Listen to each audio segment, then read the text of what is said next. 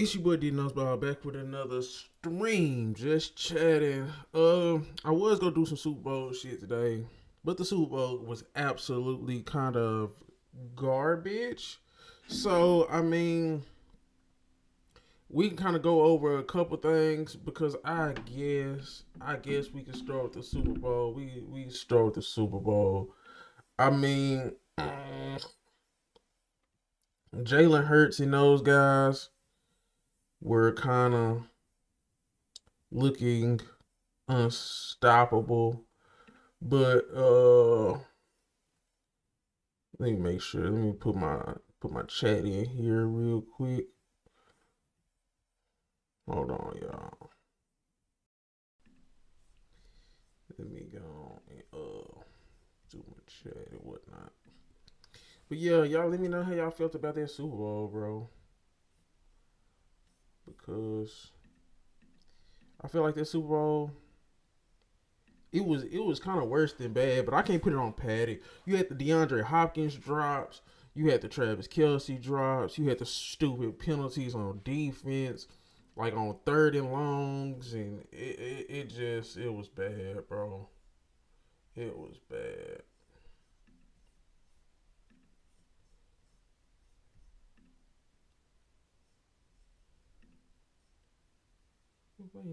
And if you're honest, but y'all let me know what's up, man.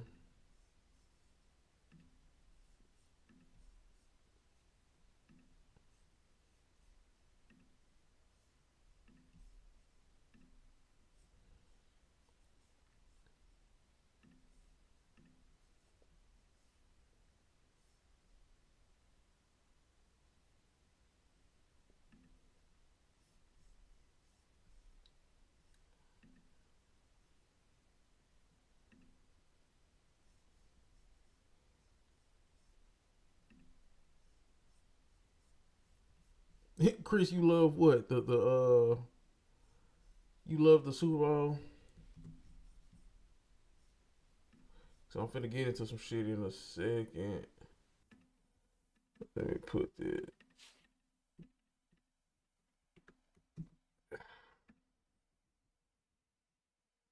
The Super Bowl.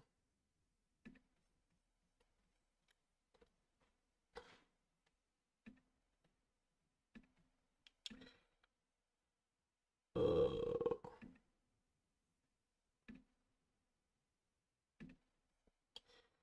let's see. Let's see. I guess we could do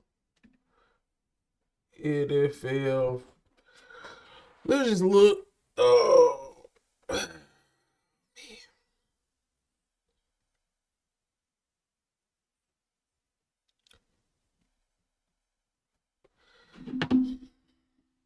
sorry guys, still getting some shit set up here. How you love the Super Bowl? That was an absolute ass whooping. That shit was not.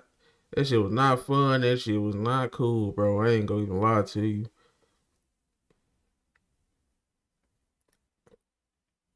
And then Patty didn't have no help. And I felt like the Chiefs defensive line and I feel like they linebackers, they were going crazy for. They were going crazy for. Ooh, ooh, ooh, ooh. And we said best ass whooping I've seen in a while. That's crazy, bro. I I don't know why. I think, bro, because everybody went. They got their first call on AJ. When they got their first call on AJ, Chris, when they called that on offensive pass interference, everybody was like, "Oh look, they finna cheat for the Chiefs. They finna cheat for the Chiefs," and then they proceeded to get their ass whooped. Everything ain't a conspiracy theory. I thought the Eagles had a way better team than the Chiefs. The Chiefs was barely winning all year. They was barely winning all year, bro. I was off the brand and I love the Chiefs taking that L. I'm not gonna lie. Damn right, they tried it.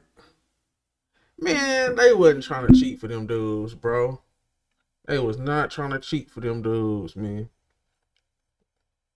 Let me go to the let me go to the actual box score of the game. Cause this was whew. No, this was an ass whooping. 40-22. 40-22. I'm just gonna do a few minutes on the Chiefs and Philly. Shout out Jalen. Look, this nigga was finna cry. Well, I guess you is though, but he looked out there. Wasn't enough flags to cheat. I don't think they was gonna cheat for him. I don't think if the NFL was smart, they would want Patrick Mahomes to pass Brady. Patrick Mahomes. So how you feel about the GOAT debate, Chris? Cause I said it. Patty ain't good enough to be the GOAT, bro. And there's no offense to him for. I just don't think he on that level yet. I just don't think he on that level yet, bro. Now Patty, he probably that GOAT shit dead. I mean, I don't think he was ever really gonna be. Even if they would have won, bro, his regular seasons have been too bad. His stats have still been piss poor. The winning shit is cool, but unless you get 8, you ain't passing Brady with them stats for. So let me see. Devontae Smith is champion again. Did you know that Devontae Smith was the first Alabama player to score a touchdown in the Super Bowl? Or some crazy shit like that. Let's go to the stat. Boy, that nigga saved himself. 21 for 32. Mahomes ended up 21 for 32, 257, 3 touchdowns, 2 picks. He ended up with a solid right. Bro, Xavier Worthy, these empty calorie stats, 8 catches, 157. Then they don't put drops in the stat sheet no more because Hopkins and Kelsey had some bad drops, bro.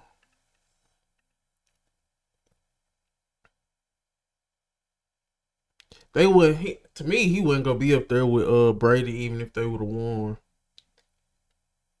So Jalen Hurts was 7 for 22, 221, 2 touchdowns, a pick. Jalen Hurts had 72 rushing yards too. So what he have? Almost 300 total yards. Yeah, it felt like that. Saquon, hey, as a Cowboys fan, I'm just happy Saquon ain't do shit. Even though the Eagles won, Saquon had that crazy, amazing season, but he ain't do shit in the Super Bowl. Julio Jones didn't score against the Patriots. Did Julio Jones score against the Patriots? I'm sure he did, bro. The Falcons was going the fuck off. How you feel about Brady? How he called the game? Did you like how Brady called the game?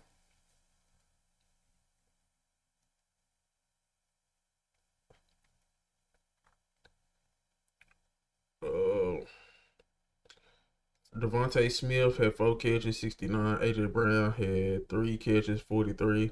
Is AJ gonna be gone? Oh nope, he must didn't then. Let me look up real quick. Let me look up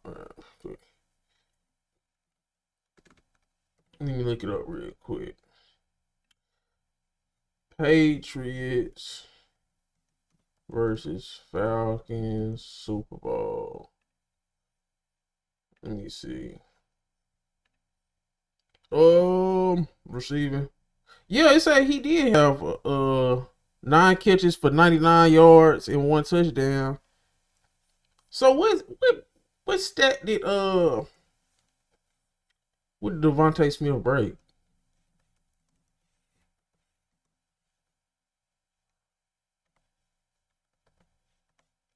Bo Alabama.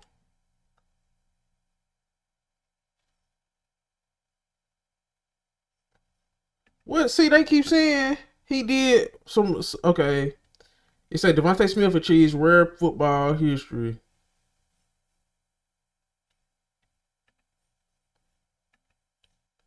Philadelphia Eagles wide receiver Devontae Smith joined some elite company in football history on Sunday night at the winning Super Bowl. Kind of just the 5th player. To win the Heisman. He became just the 5th player in sports history to win a Heisman Trophy, a college national championship, and a Super Bowl in his career. He joins Hall of Famers Charles Woodson, Marcus Allen, Tony Dorsett, and Reggie Bush. He was one of 5 guys to win a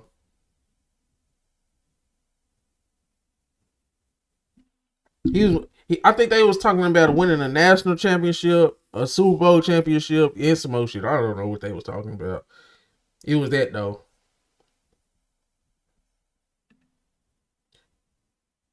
But see, this is fake. You seen this one, Chris? It's a Devontae Smith becomes first Alabama alumnus with Super Bowl touchdown reception. What up with it, RC? I'm finna talk some women's college basketball in a minute. I'm finna look at the best women's college basketball prospects regardless of class. After Madison Booker took down South Carolina, Madison Booker and them folk there. But Devontae Smith becomes first Alabama alumnus with Super Bowl touchdown reception. But Philadelphia wide receiver Devontae Smith became the first Alabama alumnus to catch a touchdown pass in the Super Bowl on Sunday, and former Crimson Tide teammate Jalen Hurts was on the other end of the throw. The Philadelphia defense had just stopped Kansas City with a 4th and 5th incompletion at the Chiefs 46-yard. What? You see that? You see that they capping? You see it, Chris? It's he was the first Crimson Tide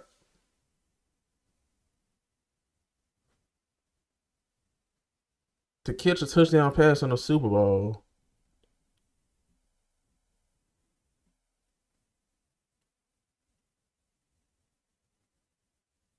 What? I don't get it. That's stupid. Because we just seen Julio Jones. I ain't gonna stunt RC. UT, hook 'em horns, bro. Hook 'em horns, man. Madison Booker gonna be like that. Are we sure Madison Booker ain't gonna be better than Juju? Yeah, the Super Bowl was weak sauce. Most people just happy KC lost. I ain't mad at it. I'm a Cowboys fan, so it's fuck the Eagles, but I ain't mad at it. Patty and them didn't deserve it. The Chiefs got their ass whooped, bro. I did want to hear what some people got to say about it. Let me see. Did Chris Sims talk about the Super Bowl? Because you know I like how Chris Sims be breaking that shit down. He break down his sauce.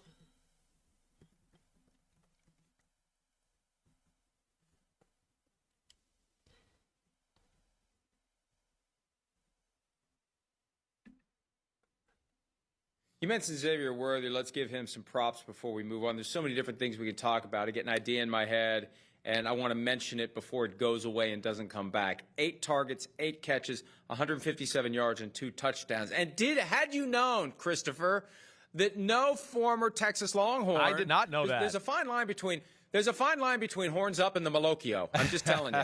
This is horns up. This is the Malocchio.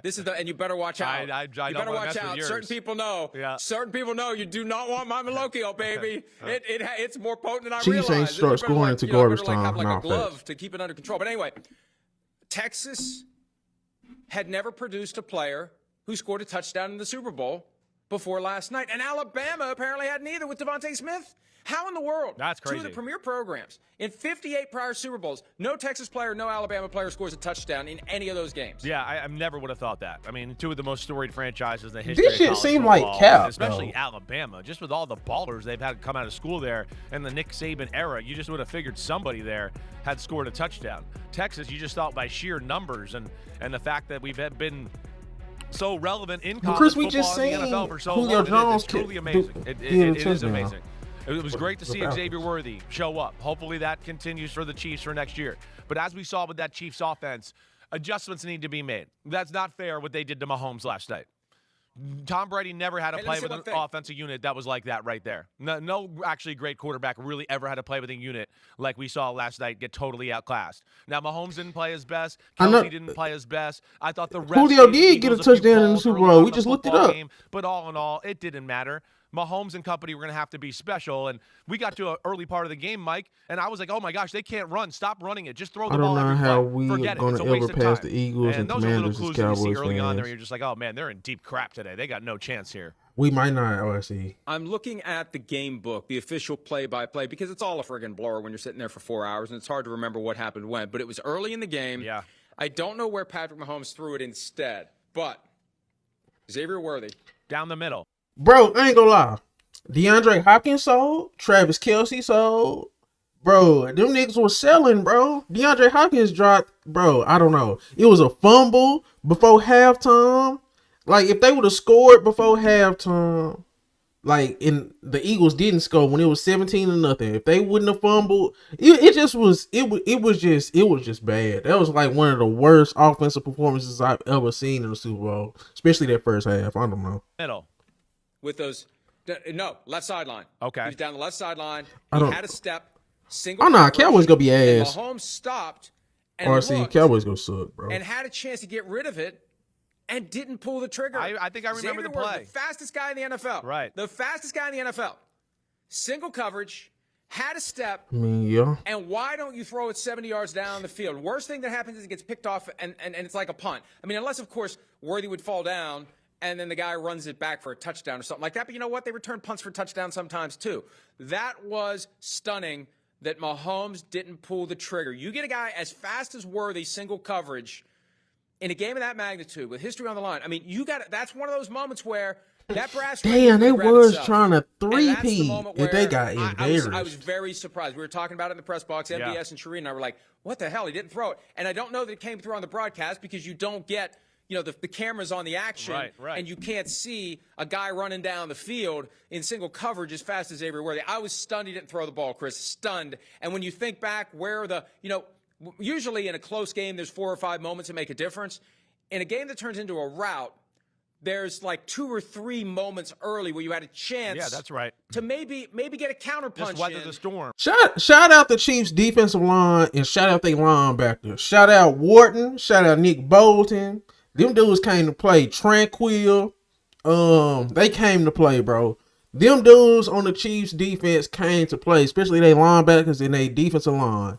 Everybody else stayed in the locker room, bro. That shit was disgusting. I bet not hear Mahomes is better than Brady ever again. Mahomes is great, but he ain't no Brady. I've been saying that, and I love Patty, but I never thought he was Brady. Cause like his regular season performances was just too Cooper DeJean ain't shit. I'm sorry, RC. Cooper DeJean ain't shit, bro. Right. And keep it from getting out of control. Exactly. Right. And that was a very bad missed opportunity. Yeah, they had some opportunities. Like we said early on in the football game, there was a penalty or two that I certainly didn't agree with, but so what? That was few and far between. But to your point, moments where you went, ooh, can the Chiefs need those right there if they want to hang in this football game? Let alone like I'm sitting here looking at my notes because that's what I do when I watch the game. I write notes. And I'm gonna hate on who? I'm with you. I think I know the play you're talking about. Where he set up too, like he was Cooper DeJean cool, but for some reason he didn't. And I don't Eagles, know. man. We didn't really see the down the field replay of the play that I believe you're talking about. But I also think it's a little bit of like, hey, it's early on in a football game. You're trying to get in a rhythm and a flow. You want to get some just positive stuff going out. There it is. That's the play all right, bro. That's exactly the play. He throws it underneath. It's 1st and 10. He all right. So yeah, they're down 7-0. Maybe he just thought, let me just try to get something going. But to your point, those opportunities weren't going to be there a whole lot. And something I wrote in my thing is the Chiefs kind of like came out like, oh, let's be conservative and feel this game out. Look, and this game, yeah, I see it. And this game wasn't that game. He's looking. I know. He put his whole body like he was about to release the let go of the bomb there. But he didn't do it. And this was a game not to be conservative. This was a game they needed to play one of their greatest games ever. No Eric Weddle. They had to be aggressive and take some chances, and they just were way too late to the game on the offensive side of the ball. It's amazing.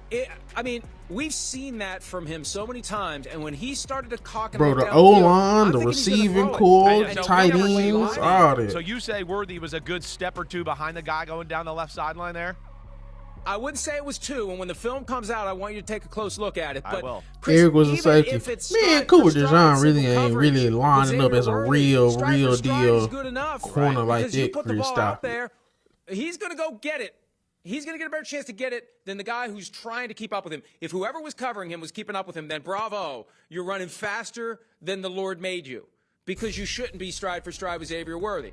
But, yeah, there you go. Here we go. Mahomes is out of shape. So you're right, though. He's got about a half Mahomes is got a Luka body. Speed to what you're explaining. And that's early. That's early. Still. You turn that on. You're running, you're running 40 yards in a straight line. Fastest Cooper, a slot corner, that's tough. You're going straight. You put that ball in the air.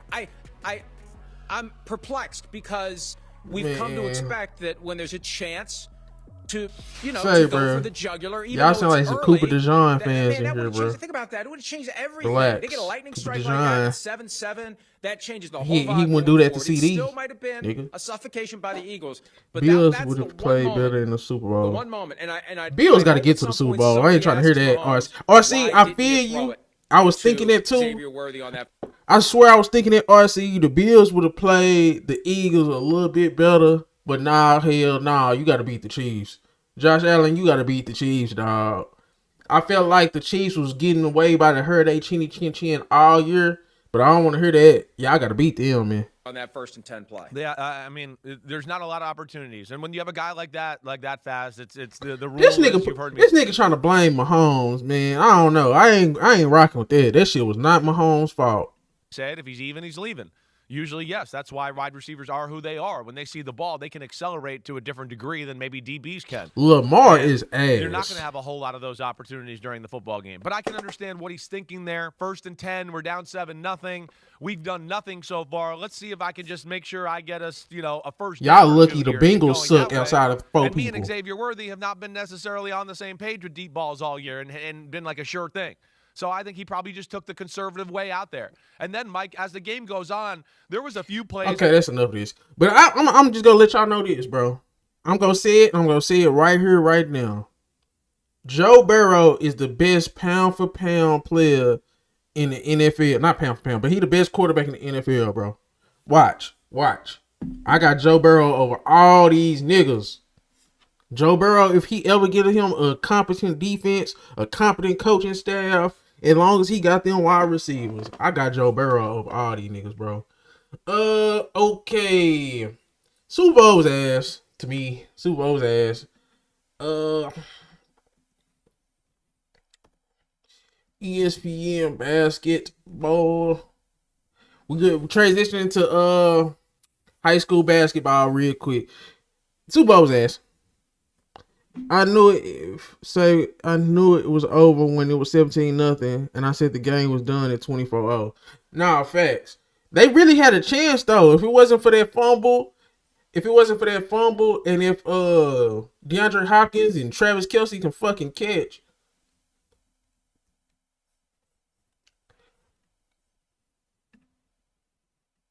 Oh. Which one do I want to intercept here? Okay, Google. YouTube. Did y'all boys...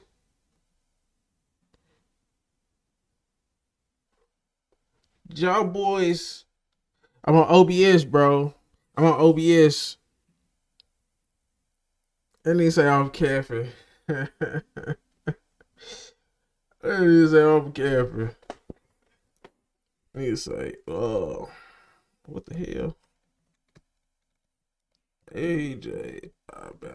So, I don't know if y'all seen this shit, but these two niggas was going off. Darren Peterson had 60. He number 2. AJ had 50.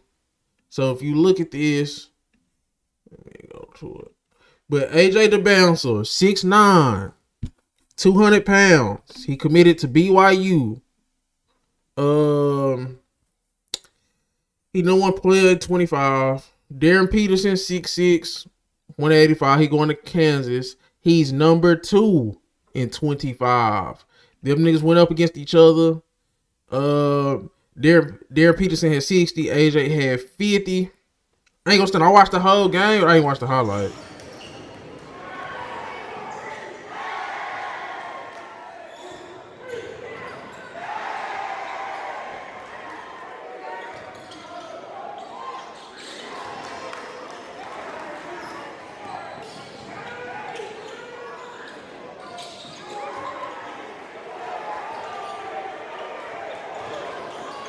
This nigga remind me of Devin Booker, bro. That fake ass comeback player of the year award. Bro, Joe Burrow gonna be on these niggas next year, bro. Stop it. They just need a team. Darren Peterson. I don't know. I think this might be the next great class, y'all. These niggas, 2 niggas combined for 100 points.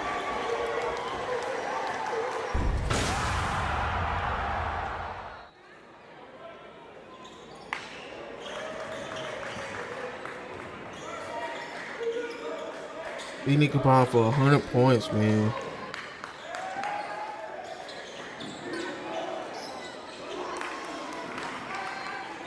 He remind me of a more athletic Booker, bro.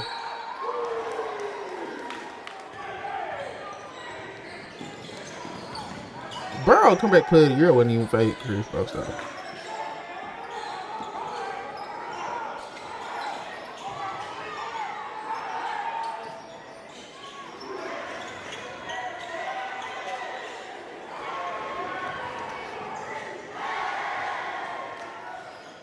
I'm with the motherfucker. Y'all think should have went to DeMar? Stop it. I'm with y'all think AJ gonna be better than Cooper Flag?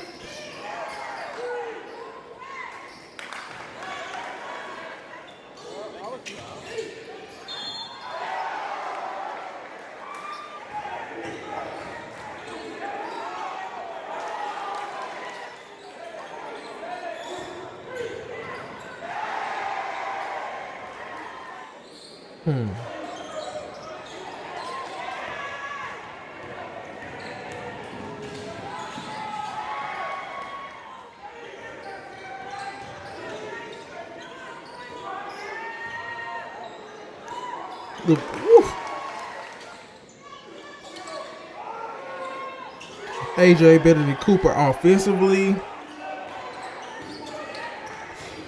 Yeah, but overall, is the offense better than Cooper is on defense? Cooper's defense, their all-around game is better than AJ's offense. The gap between the other things and the offense it favors Cooper Flag, if that makes sense. Yeah, all-around Cooper. Look at Darren Peterson, though. Chris, you heard of Darren Peterson?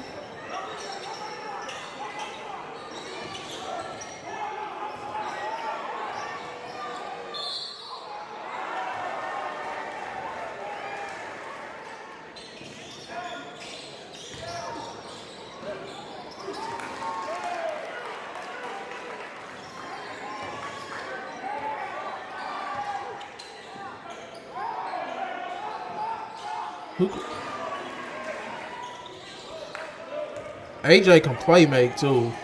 And he not like Ace Bailey. He legit can handle the ball.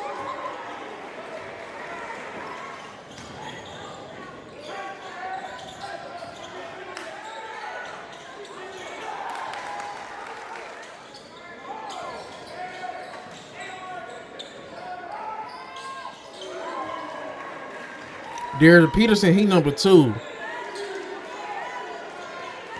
He went for 60 in this game.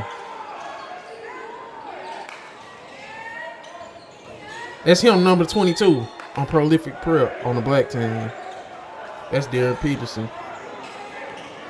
I like Darren Peterson, but it's like he's 6'6". He a guard. I don't know if he's super athletic, so I gotta see what it look like at Kansas. He going to Kansas next year. So if he can keep up this same type of production, be that number 1 scorer, then I could think about taking him top 3, top 5. But right now, I think Cam, AJ, Elijah Arenas. And then, of course, you know it's going to be some guys that come up.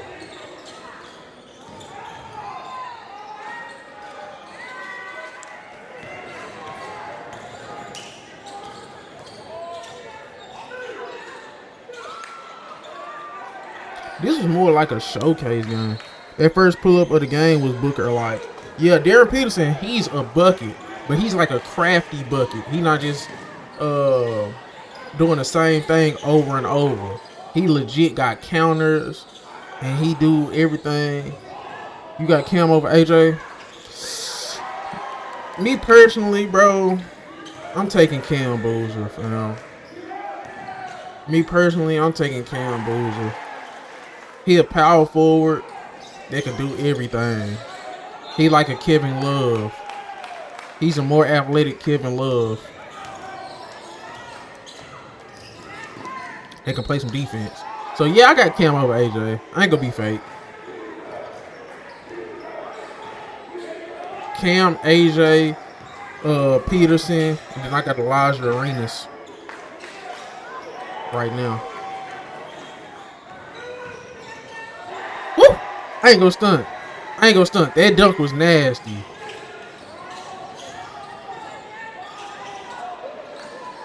I can see why a team would pick AJ over Cam, but I mean, I'm taking Cam, bro. I just feel like he fits better with most NBA teams, and he could take you over the hump quicker.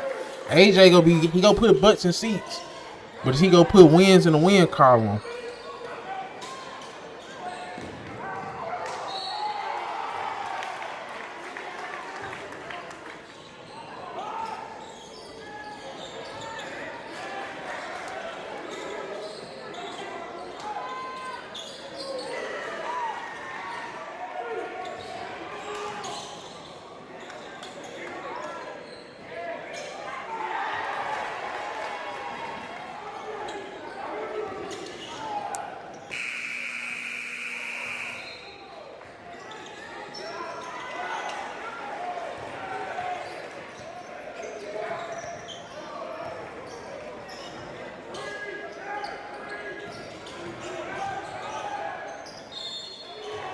I ain't gonna stunt. That was smooth. That was a smooth move by Peterson. Finishing with the left hand like that. Yeah, these little niggas tough, bro. See, 26 might be the next special class.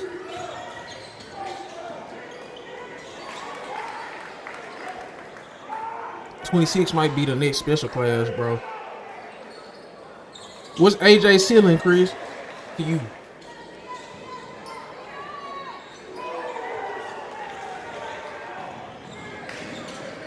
I like AJ, but I don't know.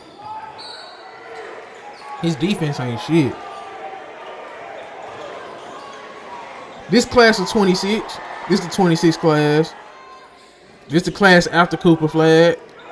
You know, the number 1 player, AJ the bouncer, played the number 2 player, Darren Peterson. Darren Peterson, the number 2 player, had 60, and AJ had 50. I think. Something like that. They combined for like 110 points.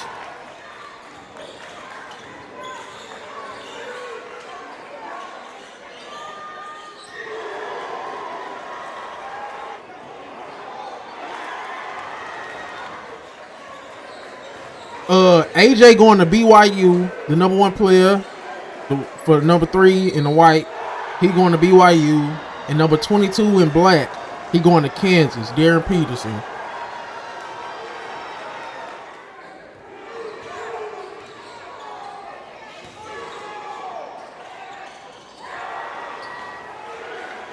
See, number 22 in black, he the number 2 player. Number 3 in white is the number 1 overall player.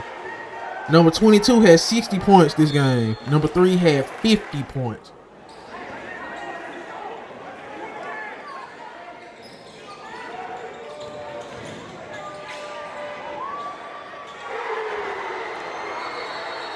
AJ could be like DeRozan with a better outside shot ability and a little more playmaking. I like that, Chris. I like that.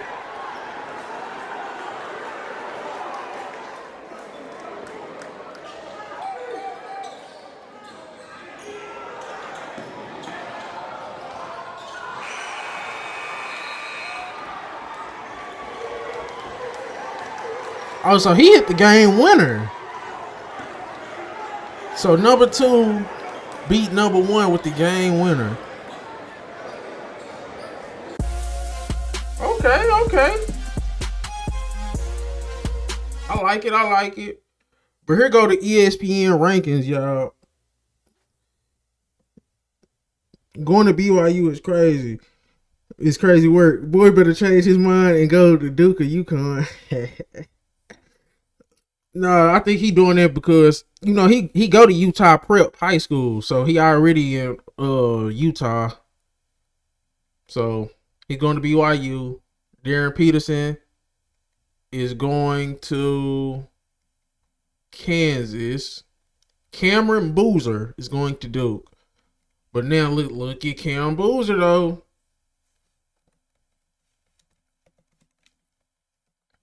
Hey, how we feeling about Cameron Boozer?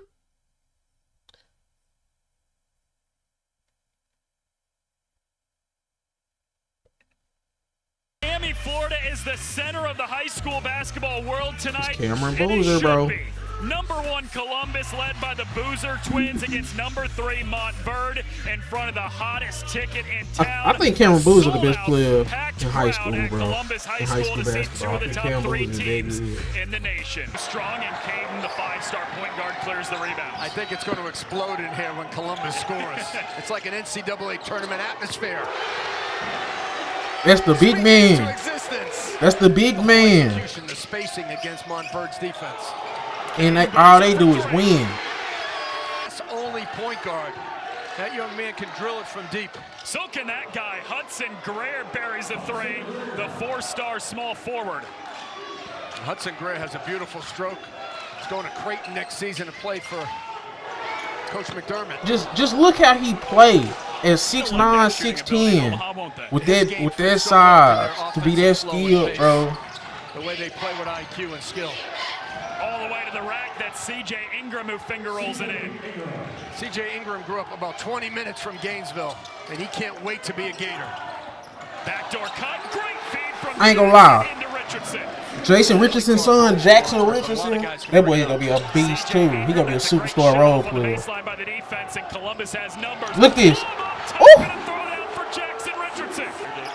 That's Jason Richardson's son, Jackson Richardson. Michigan State, Tom Izzo told me, to get his jump shot right. He has taken off recently over the last year or so, Cameron Boozers. Absolutely. Not great percentage-wise this year, but last year was close. I'll be doing the same thing with the girls, high school basketball players, investigating like half their top 20 ranked high school prospects to see who got next. Now, facts, that's what you gotta do, bro. I'm gonna do WNBA after this, cause, bro, I don't know. I don't know if Juju the best prospect going to the WNBA, RC. I like Juju, but I don't know. I don't know if I would take her over Madison Booker, Hannah Hidalgo, some of these players. That might have been 4 right there. Cade now in the sophomore. Cello Jackson spins down the lane. No, but Cameron Boozer. Bro, look at Cameron Boozer, bro. Best rebounder in high school basketball. Yeah, Andrew Moran, Cameron Boozer is gonna change NBA franchise life, bro. He do too many things. Caden Allen, what a start to this. At a high level, that attributes to winning too. Boozer kicks, extra pass to the corner. Jackson Richardson swirls in a 3. Back when they're young and athletic and strong. Now Jackson understands how to read when he's open. Man, they get fatigued at times. Where's his brother at? Oh, Jackson. You talking about Jackson Richardson brother, Jace Richardson? Jace Richardson, if that's what you're talking about, he at Michigan State right now. He's balling. He just had like almost a 30 piece the other day against Oregon. Got right back and gets the steal though. He's got a 3-on-1. Jackson fakes, now wraps a pass into Boozer. What a proof tonight. Celtics took one on the chin last night in L.A. Boy. So did my Pacers in game 1 of that France trip to the Spurs. Wemby took it to him. Yeah, Wemby back home. He played his pro ball there at Metropolitan. Bro, look at Jackson Richardson, bro. In the French League. Number 5 in white. Great take. That's Oh yeah, he ran through Boozer on that one. He ran through Boozer on that one. Broadcast, he got into the rankings in the 60s, went to the 30s, now he's in the 20s because his game continues to improve. The drive, the shooting, and the IQ. That's baby Boozer right there. That's little Boozer right there. He remind me of I'm trying to think of who Lil Boozer remind me of. It's like a little Malcolm Brogdon-ish. Malcolm Brogdon-esque. There is a lot of switching going on. You got to slip the screen if you're Montford. That means I didn't even know that, but I was talking about the other Boozer. But oh, he just scored. He just scored. But yeah, Jason Richardson's sons play for Columbus too. Well, one of them. They both used to. One went to Michigan State and one's still there. In the offseason, starting to pay off right That's Jason Richardson's son right there, number 5 with the ball. He's gonna be a monster. He's still a junior, I think. No, and I'm so impressed with Jackson Richardson. You know, he plays at a high speed, but the game. Watch the defense by Columbus in the white. They trade a lot of players off to each other. Hudson Greer elevates for 3, his third 3 of the game. The junior class got a lot of NBA sons in it. Trevor Ariza's son, he a junior. Eddie House son, he a junior. It's a lot of sons. Jackson Richardson, who Jason Richardson's son. He a junior. The junior class got a lot of NBA sons, bro. 3 seconds. But look at my power forward. Look at my power forward, bro. This is my power forward, though. There go Lil Boozer, RC. End-to-end with great speed and focus. He knows exactly where to go with the basketball in a straight line. Greer leans in, gets the bounce. Nice job by Hudson Greer. Team is complete all around Hudson Greer. He gonna be a small forward in the NBA. Who you talking about, Chris? Defensively, one-on-one. Caden Allen, the 5-star junior, regathered when you get the right. Chris, who you talking about? Who you talking about gonna be a small forward? Cameron Boozer fires the Look at that outlet pass. Oh. And the chin up. Boy, Jackson Richardson is that is a crazy. Changing player. It's an energy play. It gets the. Yeah, I ain't gonna start 26 draft class gonna be crazy, bro. Kevin Boyle may need a timeout. You know, another thing about Jackson Richardson, it's one thing to be talented. It's another thing to be able to. No, he's not gonna be no small forward, Chris. That ain't too big. He probably look like he got like a 7'1", 7'2" wingspan, 6'9". But he's strong. Julius Randle's 6'9". Why you gotta be a small forward, bro? I think he'd be perfect at the power forward. I think Cam Boozer need a center. He need a center that can block shots. Cause Cam, he pretty good on the perimeter defensively, and he can rebound like a motherfucker. But he not really protecting the rim like that. And you can't put him on like the big. Nah, he not no small forward, bro.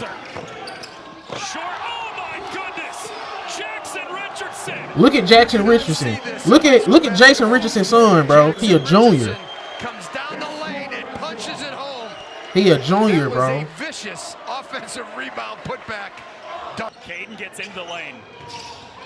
Just stay down if you Montverde. Stay down and go. Who you think if they could get straight to the league if they declare who got talent like that? Cam Boozer, AJ, Darren Peterson, Tyron Stokes. Those are the only four. I ain't gonna lie. Yeah, his brother Jace. Jace is big brother. He's going to be an outstanding player in the future at Montverde. 21st ranked player in the ESPN top 25. Yeah, I'm getting back on my high school train. I gotta look at college too. I gotta look at some mock drafts for this year. He is tough.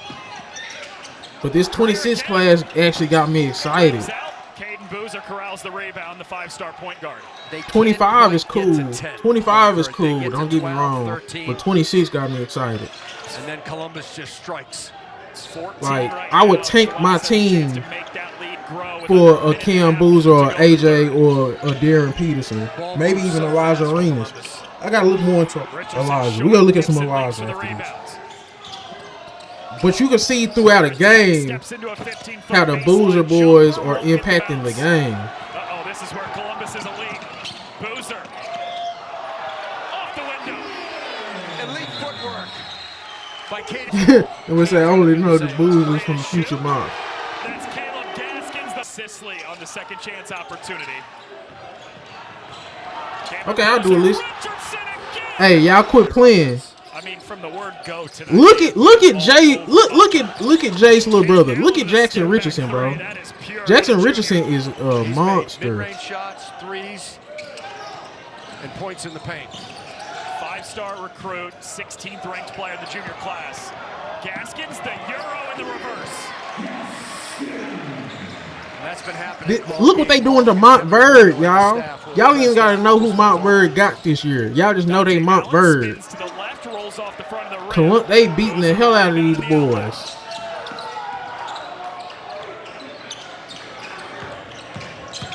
Yeah, way more polished too. Y'all go see it, dude. I mean, from the word go tonight, they have been all over Montverde. Caden Allen with a step-back three. That is pure for the junior. He's made mid-range shots, threes, and points in the paint. 5-star recruit, 16th ranked player in the junior class. Gaskins, the Euro in the reverse. They beating the hell out of these dudes. that's been happening all game long, and Kevin Boyle and his staff will look how he can play the perimeter. Dante Allen spins to the left, rolls off the front of the rim. Boozer, look how quick his outlet passing is. It's not sexy. It's not sexy like the AJ shit. Cameron Boozer tipped away. Did they just play this? All the way to the or did he do that shit again? Okay, got their offense. I mean, from the word go tonight, they have been all over Montford. Caden Allen with a step back. I can find that, is please. pure for the junior. He's made mid-range shots, threes, and points in the paint. Five-star recruit. They pretty much whooping these dudes. Gaskins, the Euro in the reverse. They pretty much whooping these dudes. But let me see. 2025.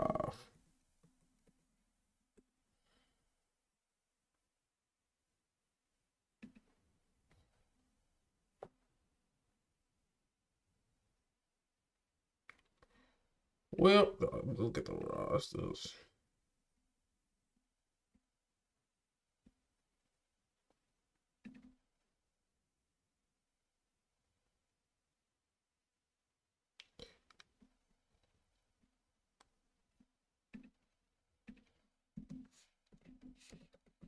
Let me look for the rosters.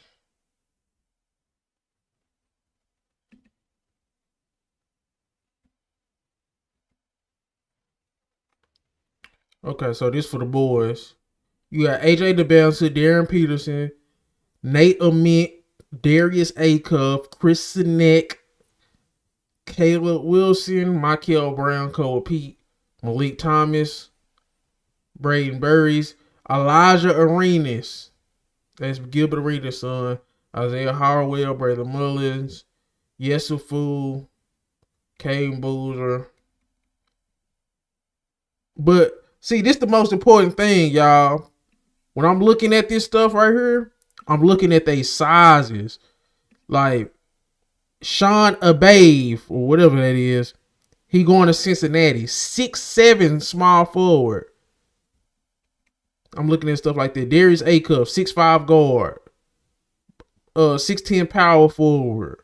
They size. They got good size. Bryce, bro, Chris, don't make me mad, bro. Bryce James is garbage. Don't make me mad, bro. He not garbage, but he not needs discussions. No, bro. Bryce is not on this level, bro. I'm sorry. Bryce is not on this level. Braden Burries, Elijah Arenas. That's who I need to look into, because Elijah Arenas, Gilbert Arenas' son, I can't even spell to save my life.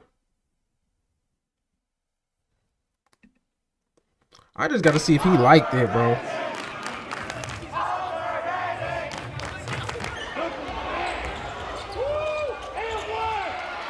And then he looked big. This Gilbert Arenas' son.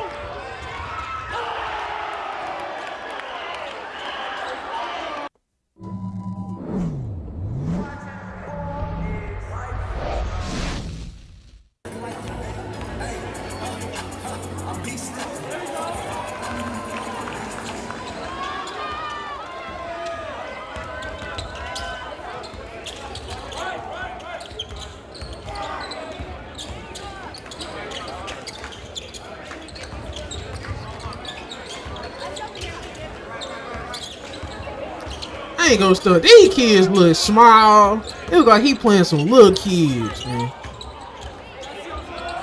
Nah, bro. I'm not trusting the comp.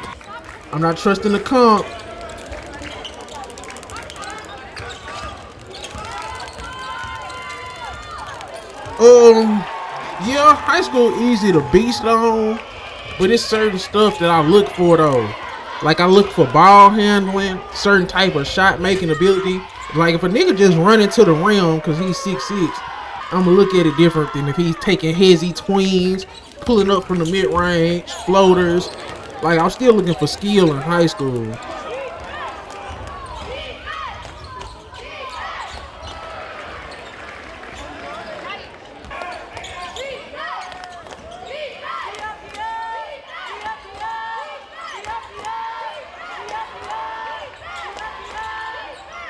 Like, I'm looking for skill too.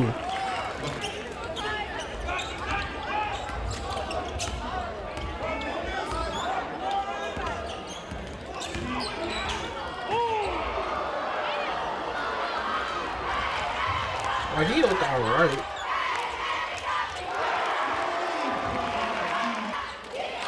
It look like he playing some. He don't look like he playing the greatest high school team. But see, them moves he making is still elite moves. So that was an elite pull-up meeting.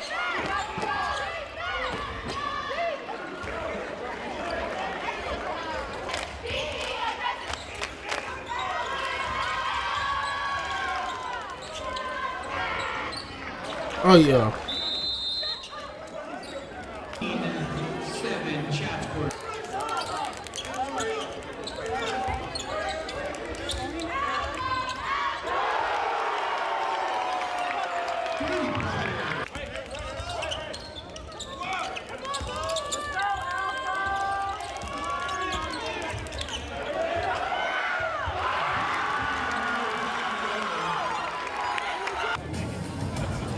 I mean, he got an elite skill set. I'm trying to see who really trying to play defense too. Don't make it too easy. It's tough because you don't see too many defensive highlight packages. Nah, that's facts. That's fact. That's why I try to watch as many full games. Like, they have a lot of full games on NBA right now, and it's a league of high school basketball called EYBL Scholastic on League Ready on YouTube. So I catch full games here and there. But once I catch like 2 or 3 full games, then I can just watch the highlights because I'll have a good understanding of what your game like.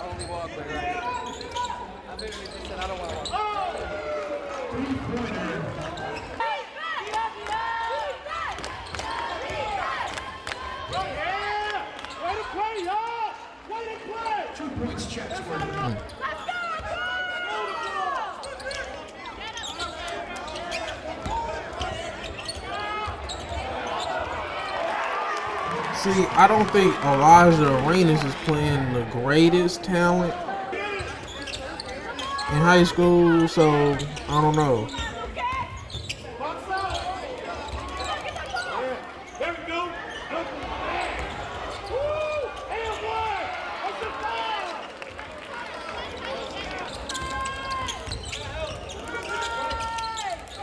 I like that he don't be crying, he just play ball.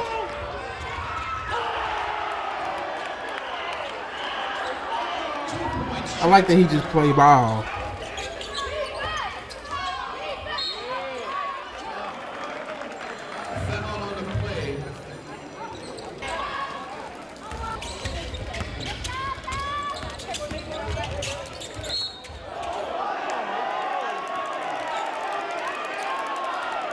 I mean, I like him. I like a little Elijah Arena.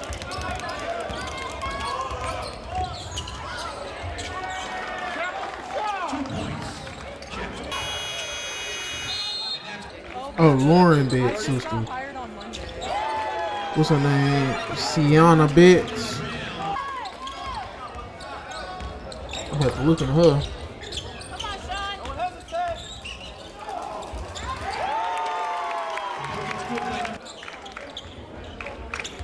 So I'm finna look at the girls because I watched some good games yesterday. The girls college basketball games I watched yesterday was better than the Super Bowl. I ain't lying. Texas versus South Carolina and LSU versus Tennessee was better than the damn Super Bowl yesterday. I ain't lying.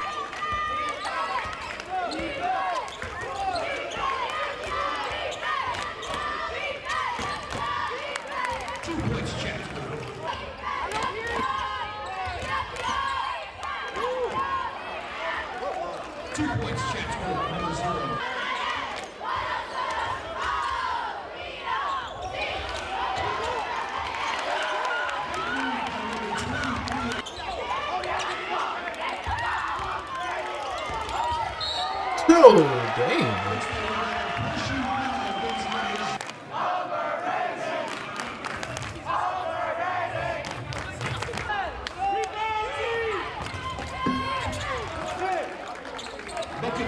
How y'all chin he overrated and he's been killing y'all?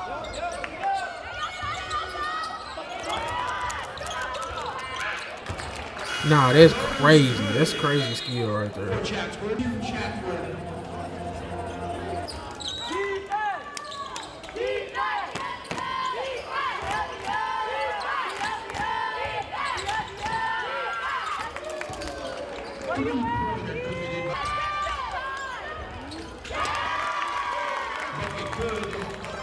Madison Booker, she needs better shot selection. She get cokeitis. She loves to take a lot of off-balance jumpers, and sometimes they are hit and miss. Now, I definitely agree with Madison Booker, RC for sure, but she's a sophomore.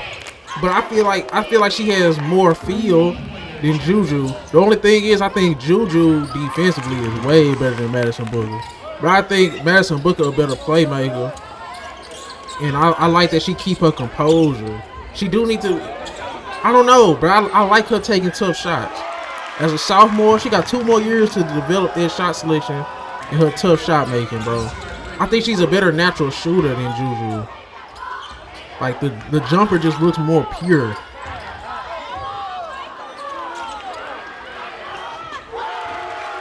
I think Juju is better overall, though. I ain't gonna lie. Especially defensively. I think Juju a defensive monster.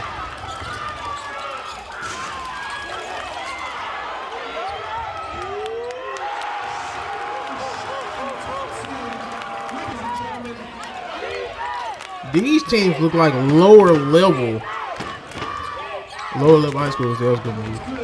I need an article that said Juju Watkins is under massive pressure to live up to Caitlin Clark. Juju is not, I don't know. Juju's not, I don't know. Hannah Hidalgo is more of like the college Caitlin Clark than Juju. I think Hannah Hidalgo is the best player in women's college basketball, in my opinion. In my opinion, I think Hannah liked it like that.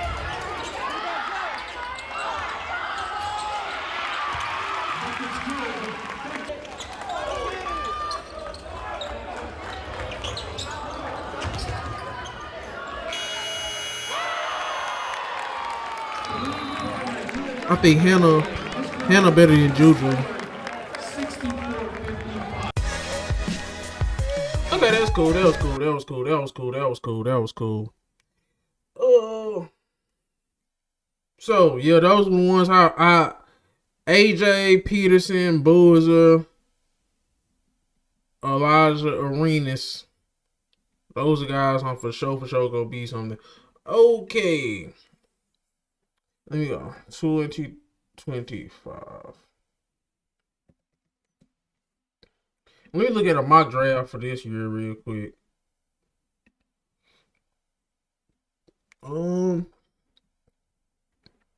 So they got number 1, Cooper Flagg. Number 2, Dylan Harper. They got Cooper Flagg, his draft comp as Scottie Pippen. Dylan Harper, his draft comp is a bigger, stronger Kobe White. Ace Bailey, T-Mac, Josh Smith, VJ Edgecombe, Jalen Green, D-Wade Oladipo, Trey Johnson, Richard Hamilton, Alec Burks,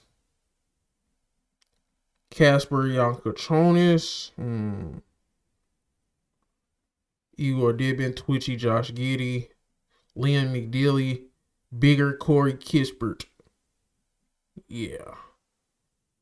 Asa Noel, Kai Jones. Con Knuckle, bulky Corey Kispert. Ace Bailey alright, bro. Ace Bailey kind of like, he remind me of a Kyle Kuzma type of guy, bro. He don't know how to win. He's not no super winner, bro. He don't know how to win. Like, he don't do all the little stuff. He can score, but that's what you go get, a scorer. Thomas Sober, Jared Allen. Jeremiah Fears, Hugo Gonzalez, Evan Fournier. Derek Queen, Wendell Carter Jr., Carter Bryant, T.J. Warren, Cam Jones, Etwan Moore, Ben Seraph, Manu Ginobili, Light, Janai Brown, Kevin Looney.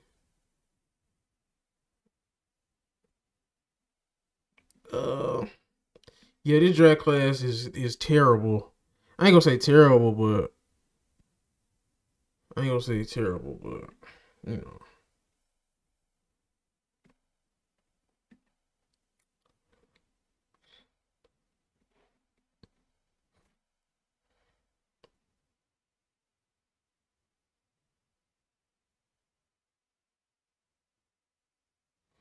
Hmm.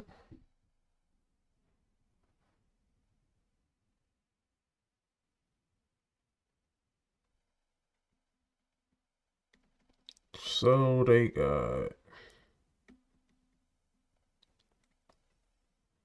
got Paige, Kiki, Anissa Morrow. I'm looking at the women's draft right now. Paige, Kiki, Morrow, Olivia Miles, Sonia Citron, AC Fudd.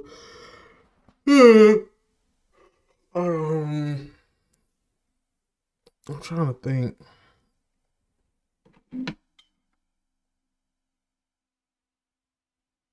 If somebody compares my NBA comparison to each more, I quit reading after I heard that. That's hilarious.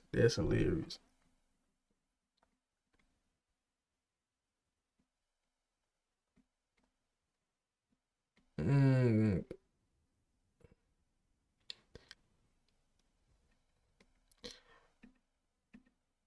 How you feeling about the 26 class for the WNBA, RC? Because 25 is kind of but 26, I think I like what I see out of 26, bro. You got Ashlyn Watkins, Kiki Rice, Lauren Betts. You got Flau'jae. Did you see? Hey, RC.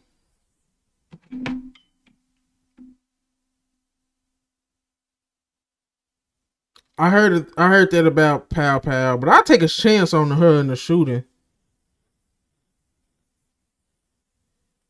The 27 is Juju, Madison, Michaela. The 27 draft is gonna be that crazy draft, huh?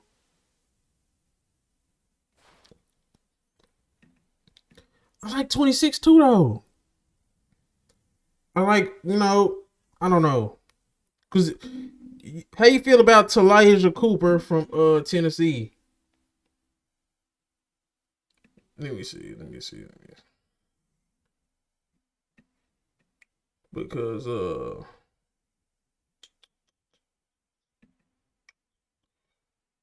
I'm gonna say, cause I'm looking for women's basketball. I'm not actually trying to watch it.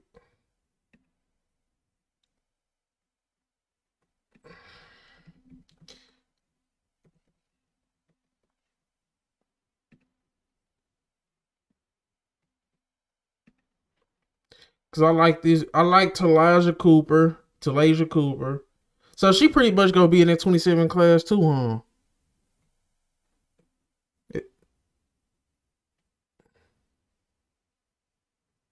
I like Lauren Betts.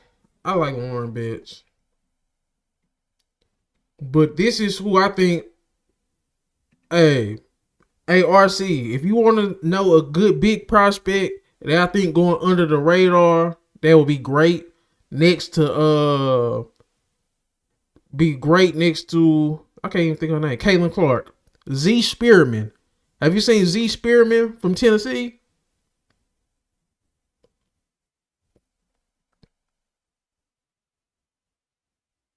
Have you seen Z Spearman, bro?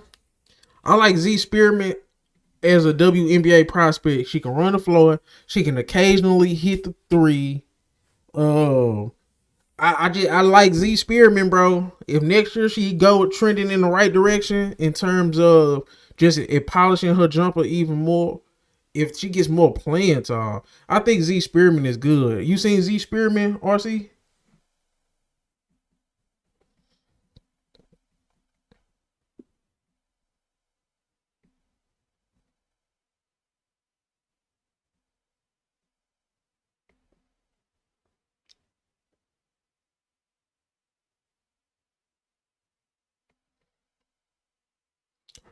Have you seen Z Spearman? She's 6'4". Let me see if I can find some highlights of her.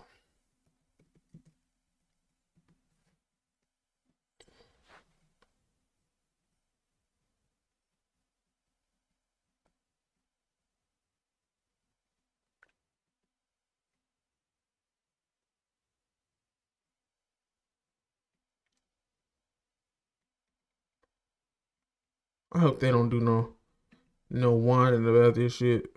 Rejected. Spear and Cooper there. Cooper coast to rejected. Spear and Cooper there. Cooper coast to coast. The dish, the layup. What a pass. Says I'm all right. Look at Z Spearman, number 11 in white. Shot fake, drive, and a foul. In college, I like how she moves. Sometimes they're older than you. Cooper, Tennessee win that night. I think she'll be a perfect roller And misses both. next to Caitlin Clark. Talasia Cooper, back the other way. Free Nah, throw line. you just want them to be role players. I'm just looking for like gems as role players.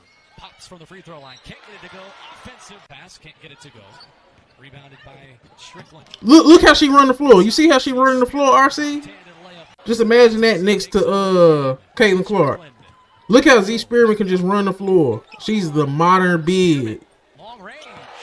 She's the modern post player. To have one or two players having a great night. Look at Spearman. Look at this, RC. Look how fluid she moves. That's that. Spearman again. The excellent. You see what I'm saying? You see what I'm saying, RC?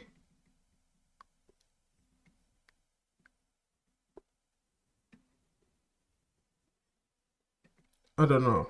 I like Z Spearman. That's not what I'm looking for. Who else? How you feel about Flau'jae?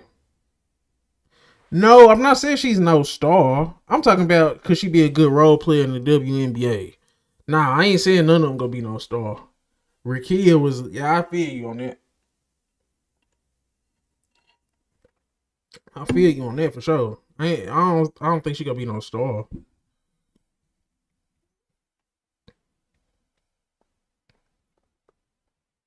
You think Flau'jae could be a star in the WNBA?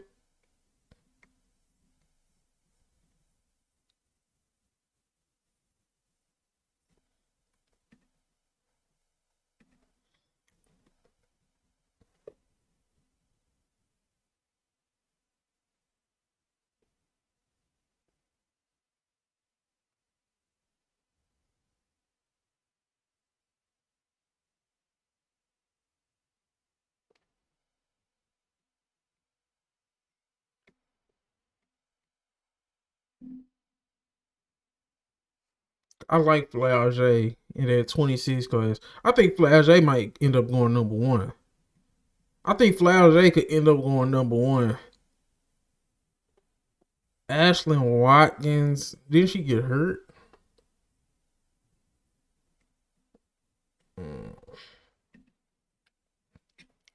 I don't know.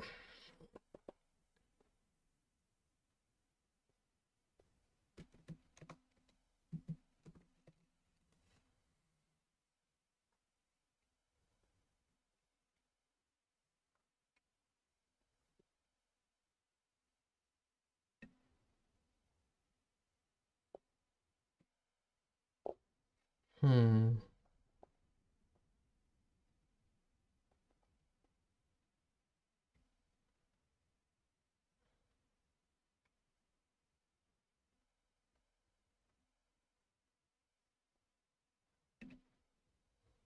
We are We now go almost 2 months 25 month into the draft. college basketball season, so it's a good time to update my 2025 WNBA draft big board as we enter conference play across the country. Before we get into the rankings, I want to explain what the 2080 scale is that I use to grade prospects, which will surely come up in this video. And with this scale, we're talking Have you seen some good for example, if mock you drafts, have a or ceiling see? of a 60, so all-star caliber player, and a floor of a 40, this is a decent role player. Their median outcome would come out to a 50 grade player. That said, I let's start at think number the one. only Paige can't miss Beckers, prospects still my this year top will ranked be prospect Olivia in this Miles, class. Sonya She is Citron, a 5'11" point and guard. I am being Gian specific there. Jenkins. She is still a point guard in my eyes, Paige and not Bill. a two-guard and off-ball guard. Who's How Gianna Gino uses Paige is as an off-ball guard, Jenkins? which is not the best way to use her. When she is on ball, she is great in that way. We know what she can do off the ball as a cutter, as an off-ball shooter, off movement, spotting up. Even though she has struggled against Sonya Citron and Juju Watkins in their one-on-one matchups, Paige is still the best prospect in this class. 20.8 points per game, 4.5 rebounds, 3.8 assists, 63, 42, 77 shooting splits. Then to move to my number 2 prospect in Olivia Miles. Liv missed all of last season with a torn ACL. Now back this season, still the best passer in all Iriafen college and basketball. Morrow The will rim be pressure, good, but need the time to angles she takes develop. to get I to the rim, agree. the creativity around the basket. She has been one of the best finishing guards in the country. And the Who most your top important 5, prospect regardless of is class shooting prospects, ability. She has RC? shot over 60% Who's just the best on spot up WNBA this season. prospects Will in that college? hold? No, but she is making her It don't shot matter at an what elite class. level. Also, what she is doing on pull-ups. She has made as many pull-ups through 2 months as she made all of last season. I'll continue to say it.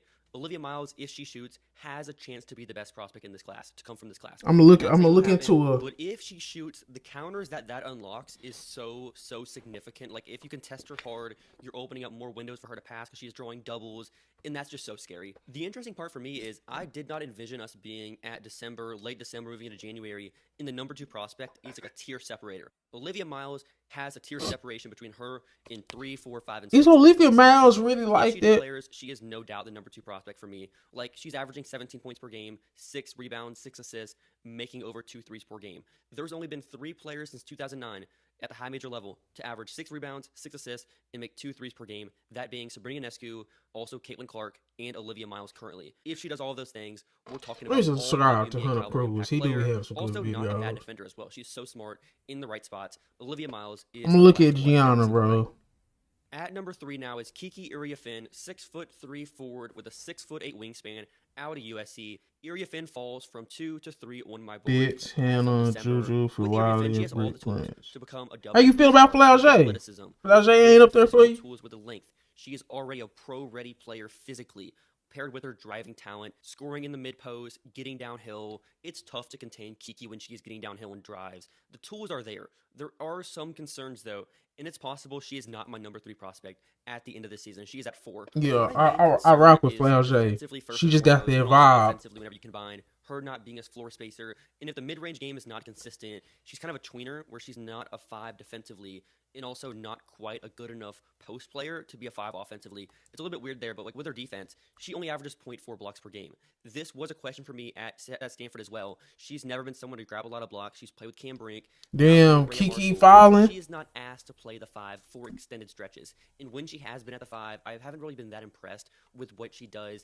I don't know if it's a motor issue, but I just don't think she brings the same level of impact offensively as she should for someone with her physical tools. She is so athletic. We see it with the rebounding. Like, she's a very athletic player. I almost feel like she is better defending on the perimeter than she is as this primary. I think defensive Flau'jae player. mid-range That you have on game, your and if she back end. plays with Area a Finn true point presents a lot guard, of I intrigue think as a prospect with the upside I really like Flau'jae at the 2 at Offensively, she is WNBA not a floor level. spacer.